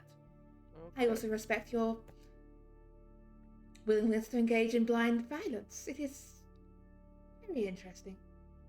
Yes. You did say something about a better and brighter future. Would you tell me about that? It just seemed a nice thing to add at the end of some vows. I thought I might have, dwelled a little too much. I didn't have a lot of time to write the vows. I know. I have to do them a little in the moment, but... Can I do a do we all not psychology wish check? for a better and brighter future? Yes, you can give me another check if she's carrying on talking. But we should probably return to the society and, I'm gonna spend the 3 points. Actually, Yeah. You know what? No, it's a wedding. I'd like to push that, Keeper. Yeah, push and it. if I really... fail, if I fail, I totally believe that, because in his heart, he wants this. Yeah, if you fail, like, you are essentially... Oh, no. You believe Galatea, like... I believe the lie. Yeah, you believe the lie. And she sort of takes your arm as you head back to the carriage. What are the other three of you doing as they're having this lovely romantic conversation?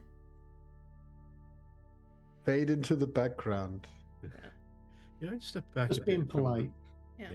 But I would be keeping an eye on the cultists, just to see. It's a little, you can see that essentially, like, they're not magically melting away into the darkness. They're having to, like, turn around and leave. You hear, like, ow, sorry, Who put that tree there?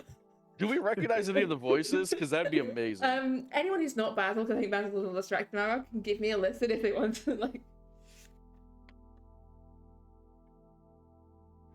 Yeah, Nigel, you recognize. Oh, Avery, you definitely recognize one of the voices from the warehouse last night. Nigel, you recognize one of the guys you spoke to, outside the warehouse originally. These are the same cultists that you were fighting last night, who've now been dragged here to witness Basil's wedding. What? What the? Oh my god. Let's just not think about this. Okay. I think it's better that way. And in fact, Avery, you catch, with that extreme success, you overhear a snatch of conversation like, you hear, well, let's just not think about this too much. It's just better that way. Look, we do not question the will of Father Dagon. If Father Dagon wishes for, what is he now? A new high, I don't think he's a new high priest. I think he's just being brought into the fold. But he's just a newcomer. How come he gets to wed her? What has he done to earn that? Because I got it like that. I'm Basil, razzle dazzle. What do you? I've been rhyming for a reason. Yeah, but that's what Avery overhears. Yeah, the cultists are like making their way back through the undergrowth away from this marriage pond. So wait a second. We called upon the Deep Ones to fight their own people. So, exactly. It's just a giant clusterfuck. We what basically are you two on about? What are you two on about? The cultists we saw standing over there that Galatea waved away at the end. Oh yeah, those robes. Familiar. They were the people we were fighting in the warehouse. I recognize some of their voices. Yeah, they recognized us, which is really funny. Perhaps we should just start making our exit. Yeah. Let's do that. Politely as we can. Yeah, so you make your exit. You return. I don't know if there's a wedding reception at the back of the society. There's definitely A seafood platter. James has put out some drinks and some nibbles. Probably no seafood. I don't know if James was sure whether. There's probably a slight conversation earlier you overheard between Agnes and James as to whether seafood platters were like appropriate or inappropriate given the circumstances. Well, yeah, there might be certain things that they wouldn't like to see on the planet. But yeah, as you return to the society, and unless anyone else has anything planned, well, basically, are you hosting a little wedding reception, or is that the end of the night? I think it's. I think that we would probably have like 20 minutes alone to just talk, because it's just we're going through a lot. We're going through a lot. We're going through a lot. I think would the rest of us just assume that they were going to go spend the night together at some place, and having just had the marriage? No, I think because we're gonna do. I think that's for we'll call it the traditional wedding. So you're saving that for your properly Christian wedding has been arranged. Yeah. We'll call it traditional. I don't like calling it the human wedding. It seems discriminatory, hateful. Yeah. So I guess like on the ride back, I'd be like, "Are you all right?" To whom? Up to her, my wife. Why would I not be? Oh no, I this don't seems think like this of my own free will. Well, that is true. Am I your first husband or human husband? Yes, I was engaged to be married once, but it didn't work out. Oh. What happened? Quite a lot, actually. Do I know? I don't think so. This was a long while ago. This was before I went into the water. Oh. What was his name? John. Oh. What was his last name? Smith. Was he a nice guy? He seemed pleasant, yes. But things ended badly. It was a miracle I survived. Well, survived is possibly the wrong word for it. I would have been dead if I hadn't ended up in the water and if the water hadn't taken me to the sea, I would have been dead.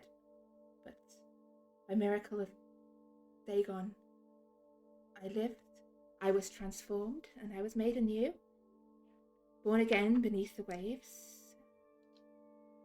John Smith. If you met John Smith again, would you be mad at him? It wasn't his fault what happened. And You want to tell me about it later, maybe?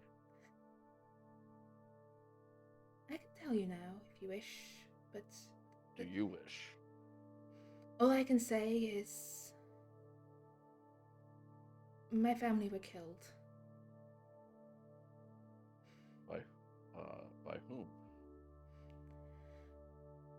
A woman who held a grudge against us. She came to our house. She killed my mother, my father, She would have killed my brother and I if she could have done, but my you brother have a brother. survived. Oh, why? And by miracle, I survived. survived also. And Yeah. I think What John was- survived. I can't remember. What was this woman's name? Do you recall? I don't recall her name. It was so long ago now. Her name hardly matters anymore. Oh, okay. Well, if she happens to be around, I'll, Oh no, she's dead. Hey. I watched her die Oh. in the dark place, on the edge of the Oh. ocean. I see.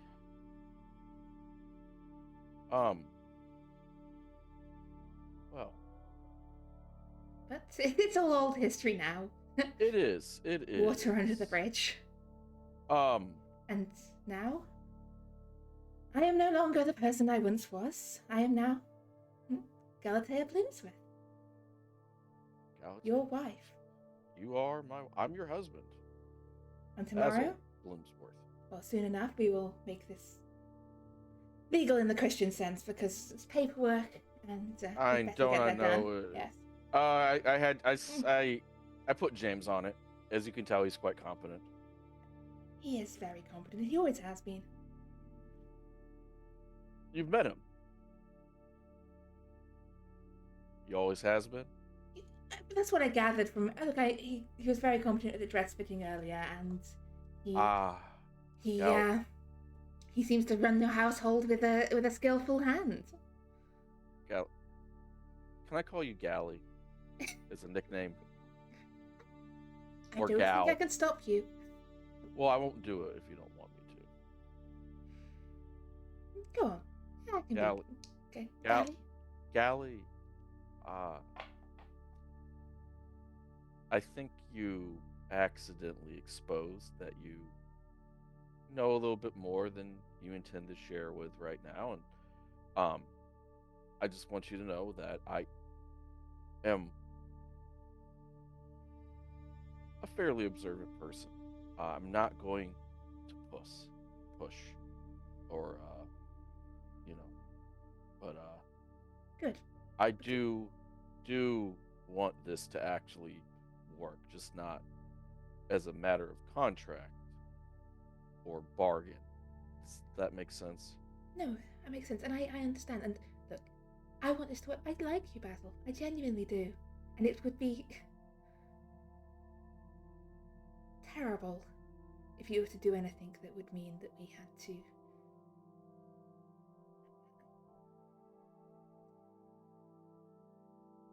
do anything unfortunate. Let's just be as I believe. I'm gonna go into the thing where I tell her that I sat at the seat of ultimate knowledge and survived somehow, and then be like, one of the key things was diplomacy can solve almost anything, but diplomacy requires honesty. And I'm going to would it be a persuade roll to try to really want to get out of her what she's up to? Well, it's not just that, but I just wanted to try to be like a functioning actual, thing and not a crisis. Yeah, give me a persuade roll here, or a charm. Persuade or charm, your choice here. I think persuade. I hit roll. Hey, extreme success. You are an exceptional man. And look,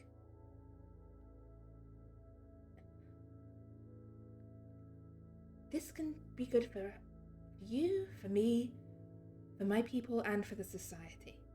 We can work together here. And Yeah. like this, like you saved us from a cruel man. You killed Pendergast. You. And he deserved to die.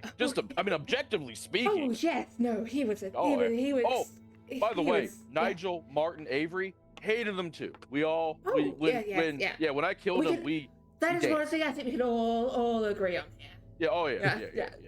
Yeah. We celebrate. We call Yes. it Bullet Day. Okay, we actually don't, but we're going to now. Here's to Bullet Day. Yes. So I think that wipes out any lingering bad blood there would be between Yes. my family and yours. Yes.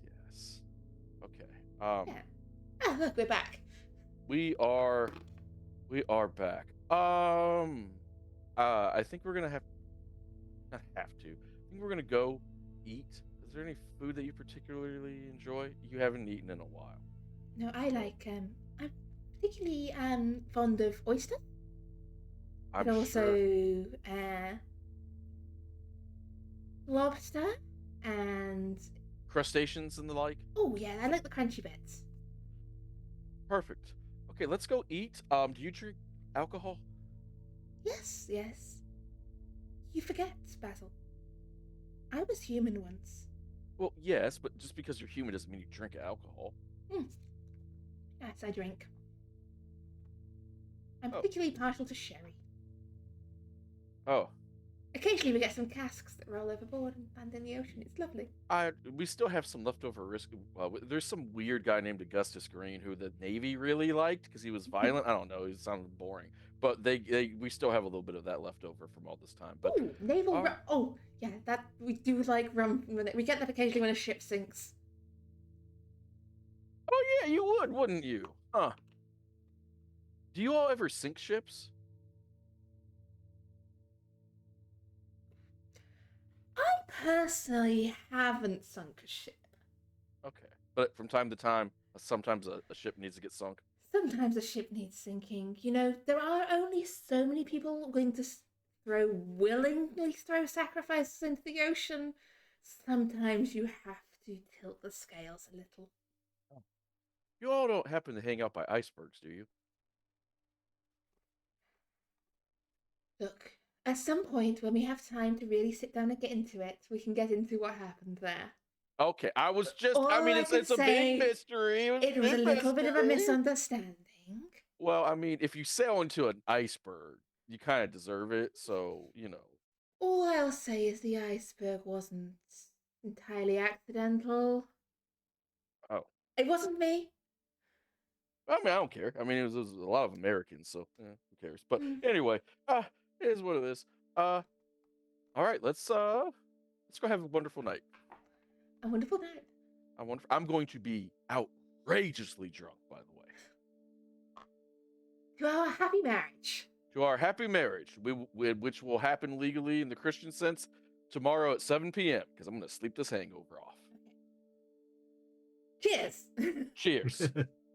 And as we walk in, I yell, James, I'm going to get outrageously drunk now with I'll my crack wife. open all the drinks, yes. Sherry, please.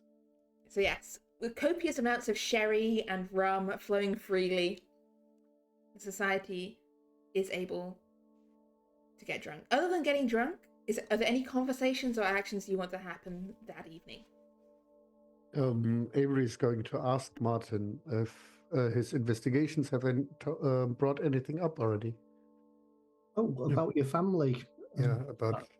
I've not heard anything back, but I was told I'd get news soon, so it's very likely within a week or so we'll have some information. I had actually told them to send word direct to yourself at this address for any information, so we're expecting something soon. All right. It's just looking at this when, you know. Which reminds me, Basil, you haven't opened your wedding gift off me. Or is it actually, is bride and groom both, are they both present at the moment? Or? You can choose a moment when it's just Basil, or choose a I'm moment happy when it's with them Basil both. and Galatea. I'm happy for them both to be there for it. So yes, you would have seen when you came in. It's a drawing I've done of the pair of you. I've got a present from my friend Martin. He is gifted. He went a drawing. It's a very good picture. Martin, have you drawn Basil accurately, or have you tried to be flattering? I'd say it's accurate. I did get a crit with it, so it's spot on. He's captured your likeness perfectly. Well, hey, at least he got my at least he made me smile. You look happy. I am happy. I hadn't actually been to that pond before, so instead I thought of the Brighton shoreline instead. Yes. And do you think the glasses? She like takes off the glasses and peers down at the picture. Like, do you think they do suit me? Do they suit me? Hey, I haven't seen you without your glasses. Actually, could I?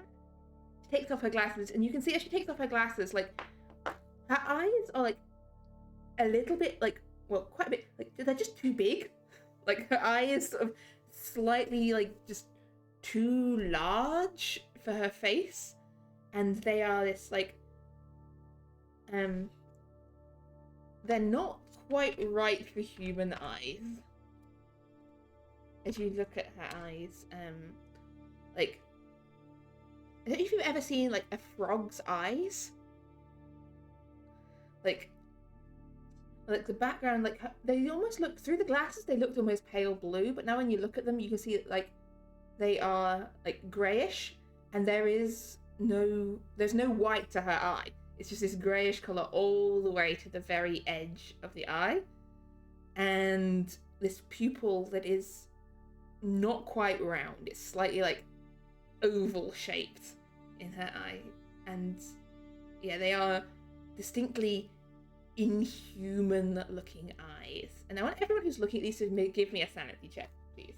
Oh, thank you. As you're looking at this, as you're seeing her.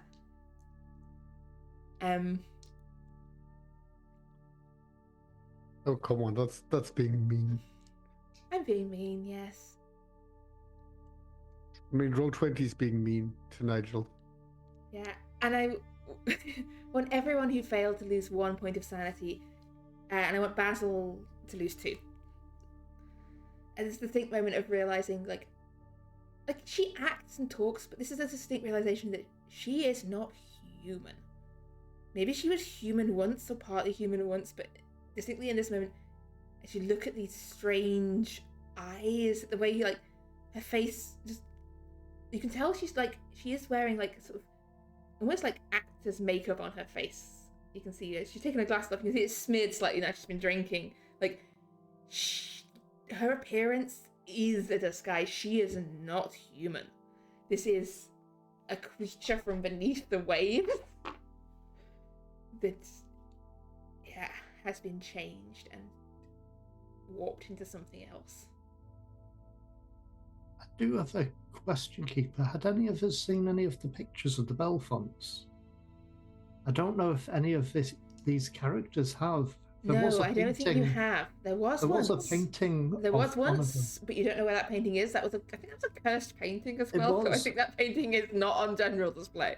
If that I think that got destroyed. I'm pretty sure. I think that got destroyed, that painting, because it was cursed. And it was before any of these, so it was before any of you joined the society.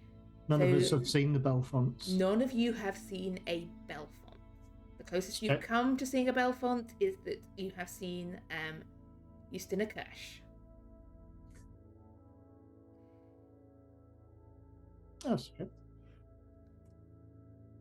But yeah, as you look at these distinctly, she puts her glasses back on. I do think those glasses suit you. I think it's probably best I keep them on for now. Yes.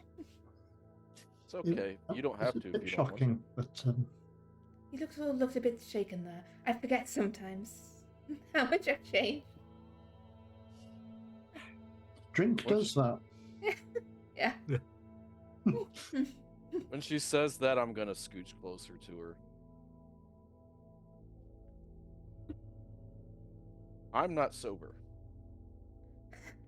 Oh no, the way you've been knocking back the rum and whatnot, clearly not.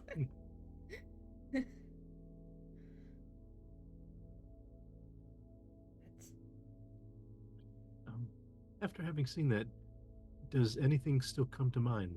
That inkling that I'd had earlier.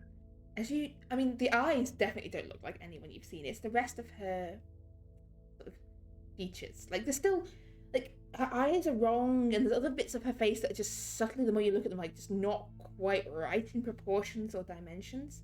But there is an element of, like, a skeleton beneath her that is distinctly human, and the profile that, you know what, you can give me another spot hidden. You've had more time now spent with her, as she's, like, the alcohol seems to have the same effect on her as it would on a human. Like, it's loosened her up a bit, and, like, she's less on her guard than she was earlier before the wedding.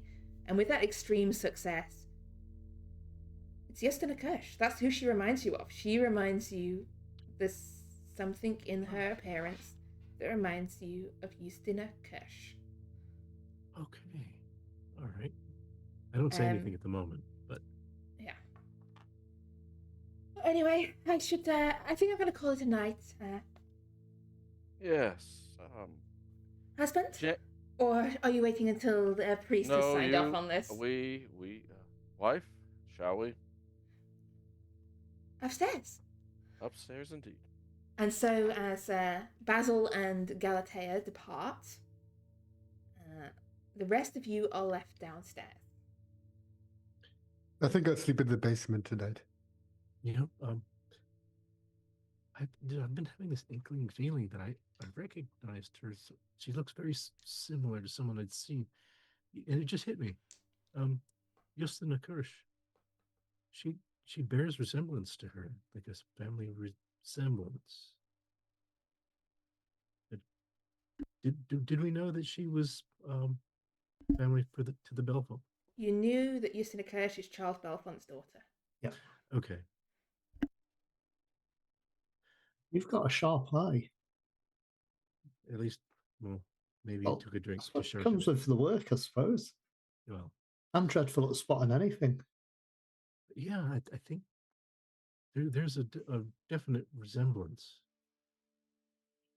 I mean, I suppose it's possible. I suppose. It could be tied in with the Belfont family in some fashion. Mm-hmm.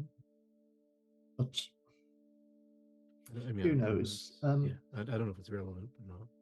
Maybe fish people in the ancestry isn't as uncommon as people might think. You know, that's true. Well, it's been an interesting couple of days. It has. And there seems to be quite a bit to process. But at least Basil is happy. You know, it's my room upstairs. Is it anywhere near Basil's? I don't know. Is Not it? that. I'd say do a luck roll. Well, that's going to be really funny because You can give me I mean, Directly next door. right next door. Okay, I will try to sleep and not listen. But if it gets loud, I will. Okay, we're not going to get into the ins and outs of exactly what happens on Basil and Galatea's wedding night. I was just going to say, but Nigel could actually just stop. Barton's probably got a spare room. You know, that I think that might be the better course. Yeah. Yeah, as I said, we're not going to get into the specifics, but I do have an important question for Basil, for plot-related reasons. Yes. Is this wedding consummated? Yeah, I'd say so. Yeah. Okay. Yeah. That's just important for plot reasons. We don't need to get into the details of the how, but the marriage is sealed. And the next morning, everyone awakes late, probably with some awful hangovers. And those of you who were drinking last night at the wedding, I am going to ask for a constitution roll for how hungover you are the day after.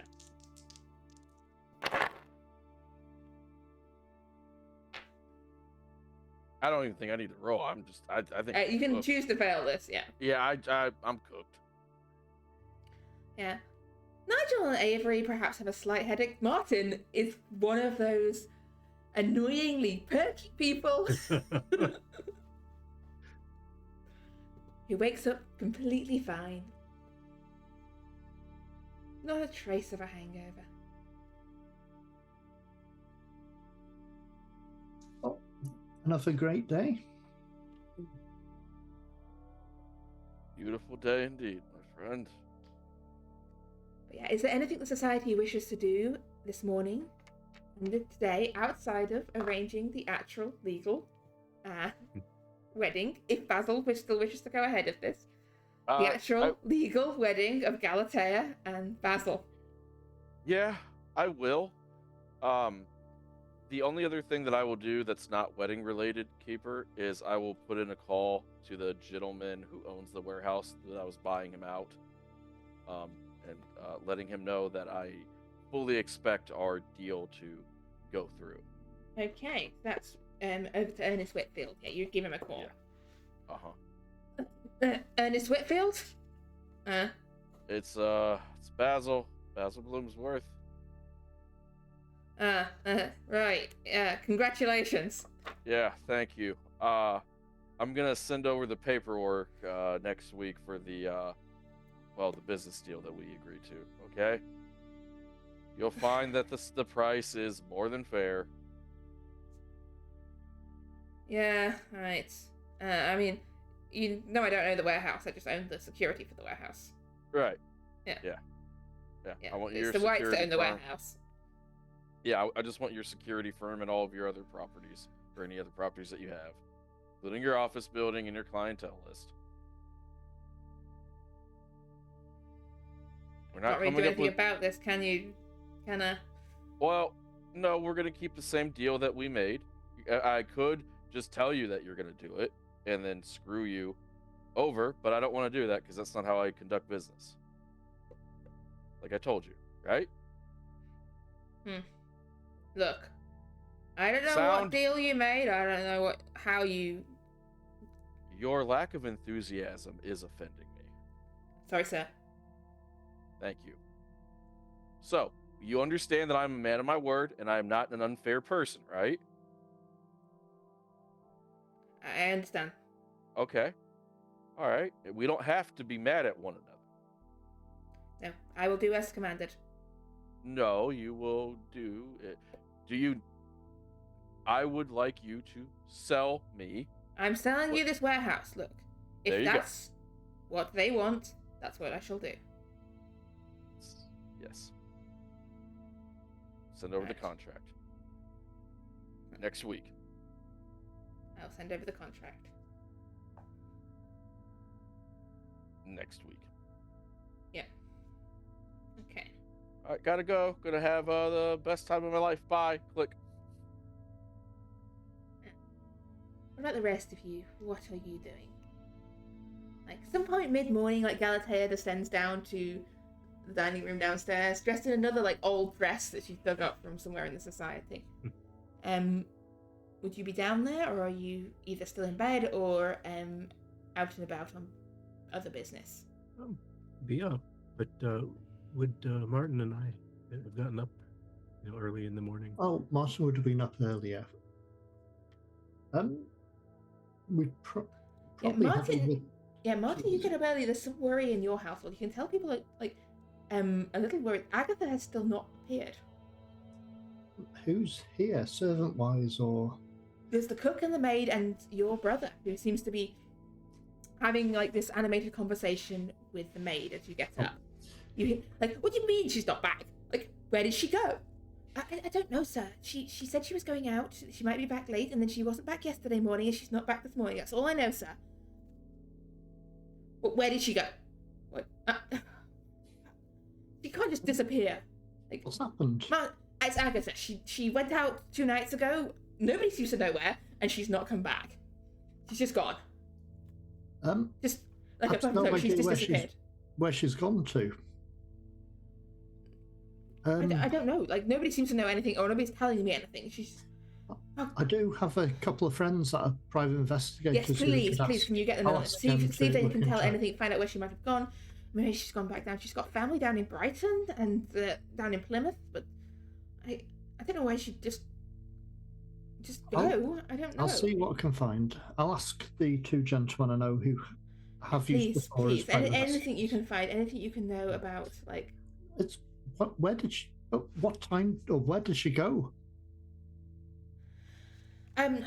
He pointed them in. She went out 2 nights ago in the evening.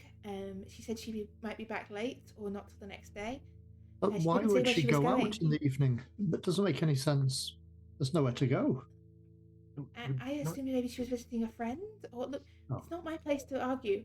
And Exactly. It's okay.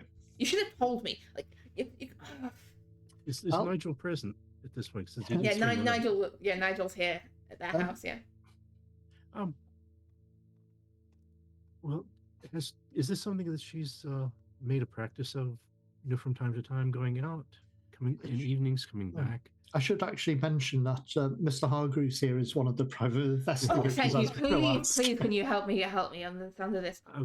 I would. I mean, she sometimes goes to, like, she has a book club she goes to sometimes in the evenings.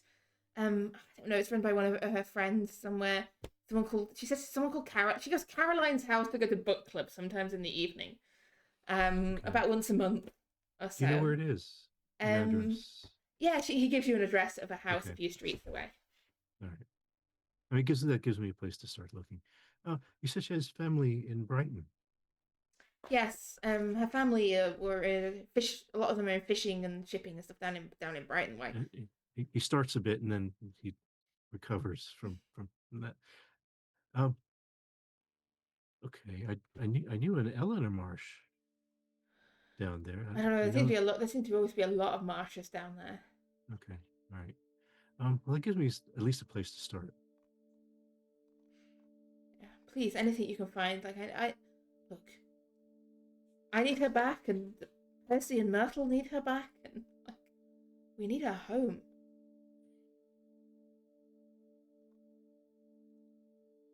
Yeah.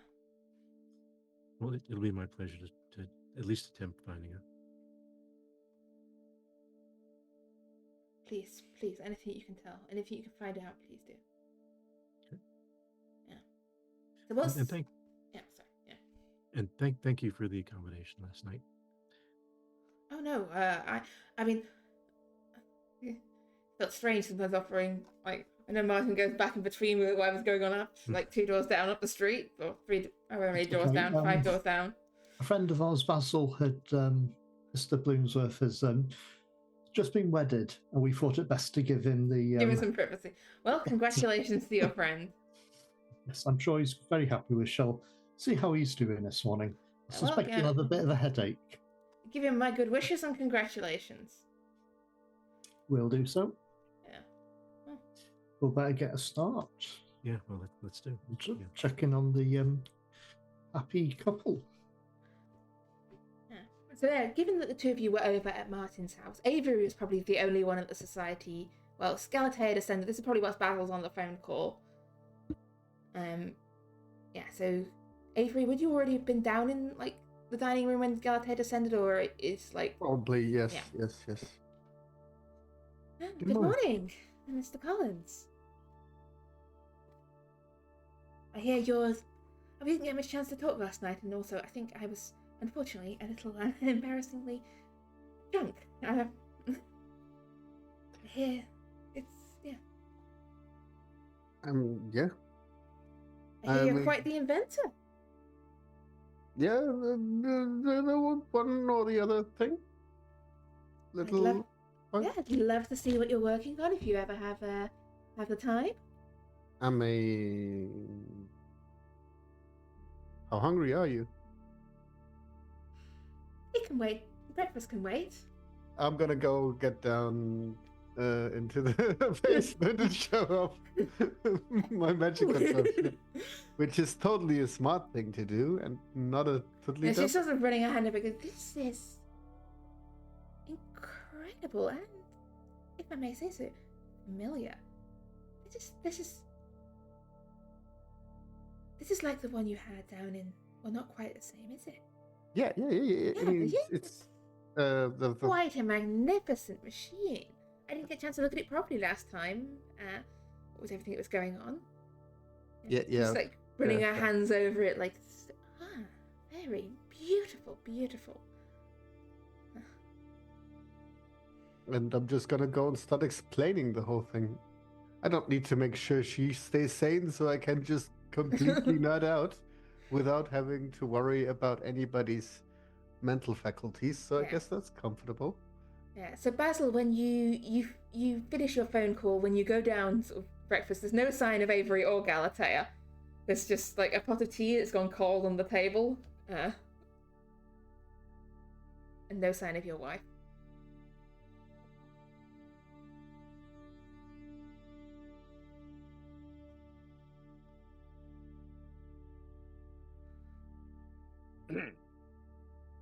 James, Yes, sir.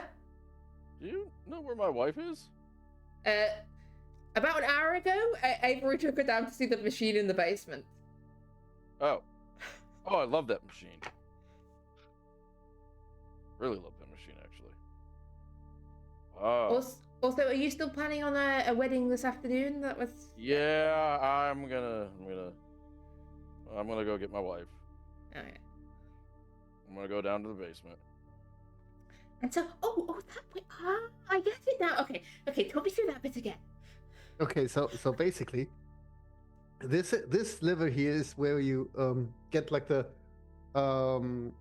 roots for the portal together, and at that point, when you open that up, it starts the whole thing, and if you close it down, then the roots get separated, and the portal collapses. I see. Splendid. Oh, how long were we down there? Hi, an hour? Oh, that's fine. Hey, Gally, how are you? Oh, good morning. Fine. Sorry. I was going down for breakfast, and then Avery said he'd show me this beautiful machine, and I couldn't resist. Oh no, I love this machine. I caught a glimpse of it before, but I never got a chance to have it explained in full. Oh This yeah, is no, quite it's amazing. I actually somewhat obsessed with it, to be quite honest. It's above table. One of my manias was being obsessed with this machine and thinking it was the solution. Yeah. Thinking this Just machine for is... any lapsed viewers, it's been a while. It's been a while. Yeah, this machine is the answer. This praise be to the machine. The machine cannot produce any problems at all. No, I love it. I love it. We have the honor and the privilege to get married again. Oh, again? Well, let's get married again then. Let's get married again. This time, I think James... Actually, 1 second. Hey, I yell out to James. Hey, James, did you find a proper place that we can quickly get married? Yes, there's a church around the corner and a priest that is willing to fudge the posting of marriage bans. I've spoken to someone from the... He's got a friend at the newspaper that can pretend they've posted the marriage bans. It's a thing they do for, like... Money. More for just, if there's not time to wait between, Understood. Yeah. Marriage time, James? Is it? Yeah. You've got about... You're due at the church in about half an hour. All right. Oh, then we should probably get something to eat before we do anything else. Yeah. You, want to marry me again?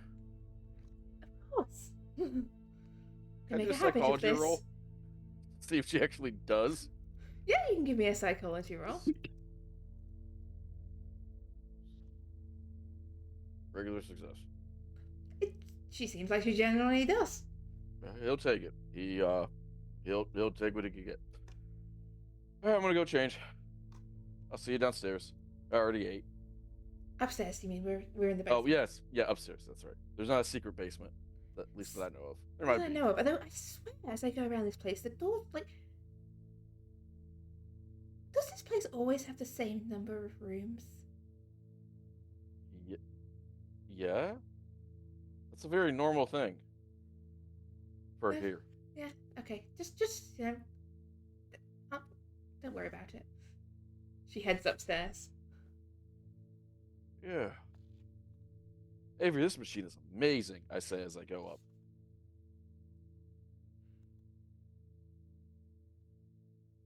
Okay, so you head upstairs. Nigel and Martin, following that sort of slightly distressed conversation with Martin's brother, are you going over to the society, or Yeah, I think that's there probably anything else? best. It's only a few doors down. Yeah, Maybe some might say 3 doors down. I had to. I'm sorry. I think it's like technically 5 doors now. Sorry. Would you still call me Superman? Okay, so you gather up again for the second wedding. Well, there's not many sessions that have 2 weddings in. I know. It's- I'm much less stressed about this. At least it's not 4 weddings. And a funeral. Or is it 3 weddings and a funeral? It's 4 weddings and a It's funeral. 4. Yeah, weddings and a- I know this. I'll explain it later. I 2 don't want to interrupt the weddings. thing for the. I've got to. Yeah, Anyway. 2 weddings and something. Yes, that could have been the same for the session. 2 weddings and a horrific realization. But yeah, you head to the little church around the corner, where a slightly drunk priest will walk through the wedding ceremony. He doesn't seem completely engaged in the process. That's Um, fine. Because we're the ones who are engaged. But But unless anyone, actually, you reach the point where, hang on, I need to. What's the phrasing?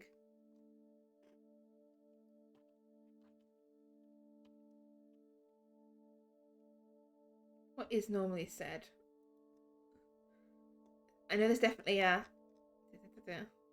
In relation to objecting. Yeah, I can't remember what the actual phrasing normally is. Or forever hold your peace, the thingy majiggy. Yeah, That one. it's been so long since I've been to like a.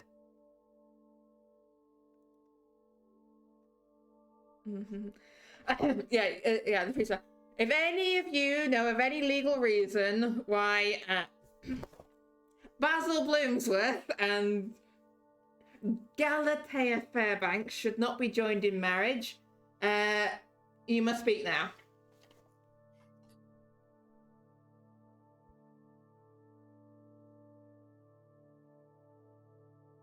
All right, well, onwards.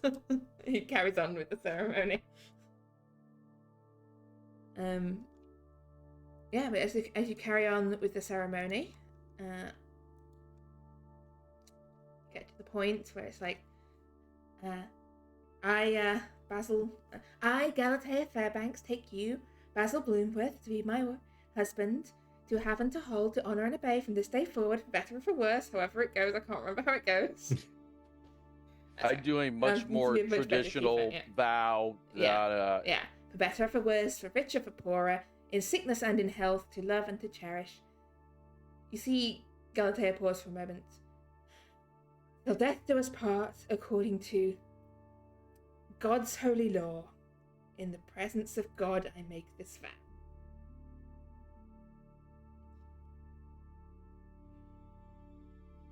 Oh, sorry, me. I now pronounce you, man and wife. I do. I look at her and I whisper, "You forgot the part about I do." Oh. It's okay. He's drunk. Yeah, he's drunk. I think as long as we've got the bit of paper, it counts. I know. But still, It's fine. I do. I do. Very good. And so, with that, in a slightly rushed ceremony with a drunk priest and a hungover group of witnesses, Very Basil- well, I shouldn't say very hungover. Some of them are not as Sorry. hungover. Basil is wed to Galatea. Legally, she's down on the paperwork as Galatea Fairbanks. She does seem to have paperwork attesting to her existence. It's only slightly like water smudged, Yeah, that's normal. but as you leave the chapel, a married man, in the eyes of the law, the eyes of God, and the eyes of Dagon, And Mother Hydra. and Mother Hydra,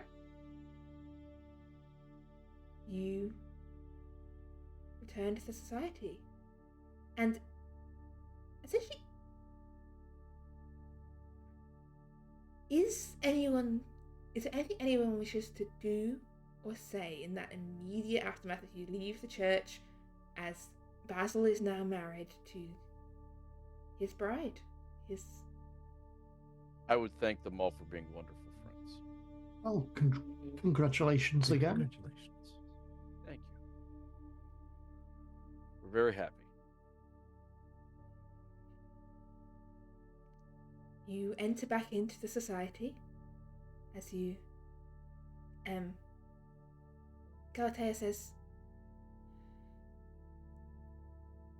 I understand that this was not what you expected, and this has all happened very quickly for you. But if you prefer us to keep separate rooms, Basil, I can do so. Oh no, we're married. We are Very married. well. In regards to things that happened quickly, one day I had all my friends, and then I didn't, and then like 12, 14, however long it was, days or years later, they show up nowhere. Something about a time spell, and I'll have to clue you in about llamas are terrible. It all makes sense, but You have a lot of stories. You have a lot of stories to tell. We have plenty of time. We have all your life ahead of us. I don't know how much longer I have, to be honest. Don't go dying on me yet. I'm almost 50, and I lead a dangerous occupation, and people die a lot in this line of work. You know? They do, and yes. So,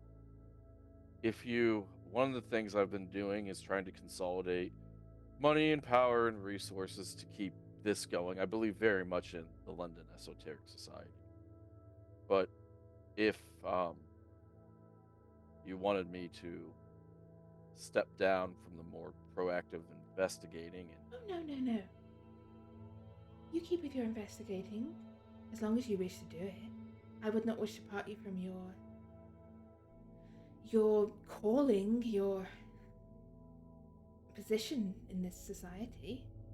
well, I would be able to do the big picture stuff, and handle some more mundane tasks. I don't know. I have a lot to think about, and I'm still, if I'm being honest, outrageously drunk.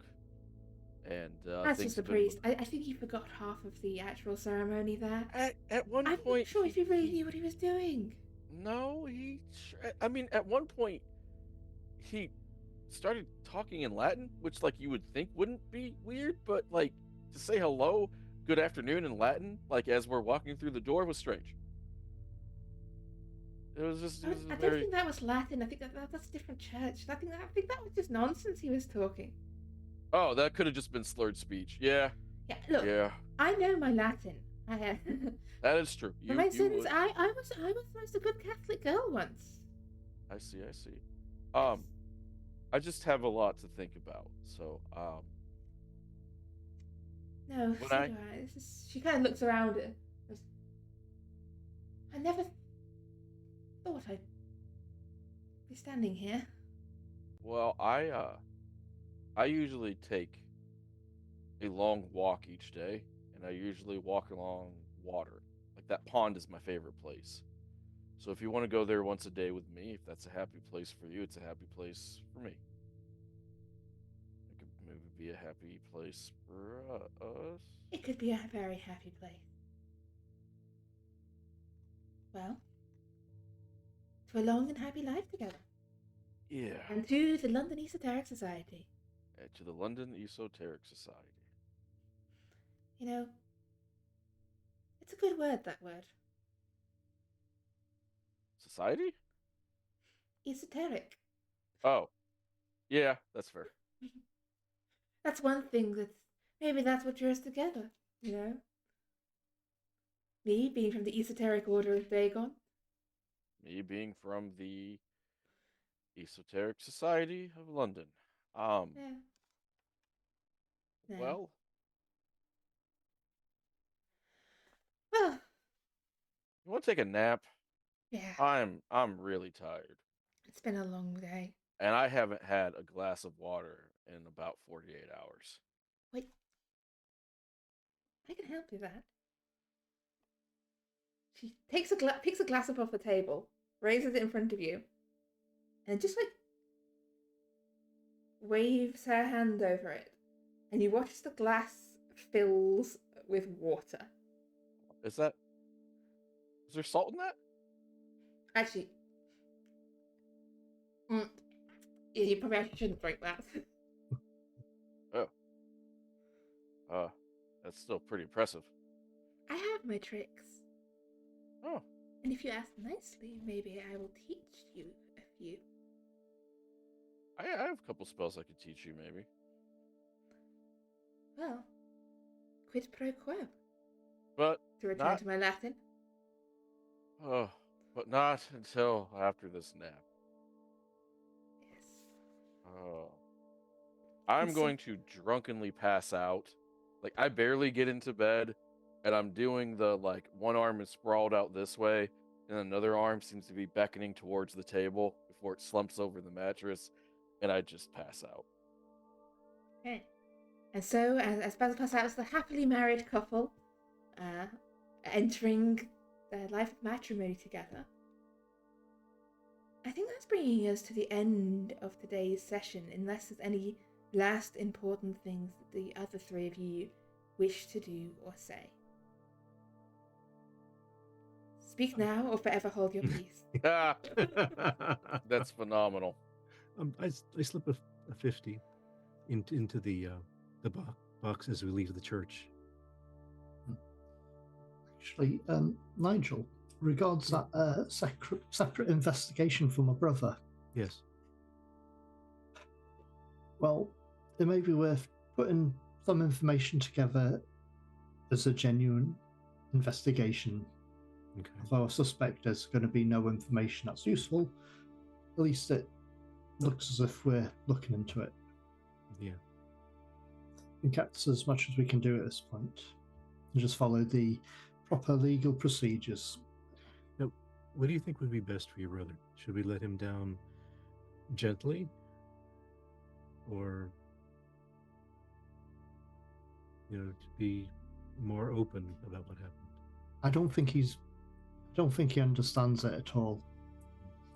I don't think he's aware of, we'll say, the esoteric situation. In that, I told him regards the time skip, the jump through time, completely honest with him, and he was convinced I've lost my mind. Oh. So we'll just treat it as a missing person. I mean, All right. as far as we know, look into this mysterious book club of hers. Right. It may tie in with other things that will be useful for us to know about. Right. But yeah, it's going to be an interesting mess. But I think that's all we can do. Okay. Knowing her ultimate actual fate, and her family, do you think there's any leads that we could at least say we're looking into? I think we're going to look into that book club of hers. Yeah. And then address and have a look into that. That's all the information we have. All right. Well, that's a place to start. Okay. Unless there is anything else, with investigations begun, and the start of what promises to be a long, happy, and completely unproblematic marriage, I think that will be where we're leaving off today's session.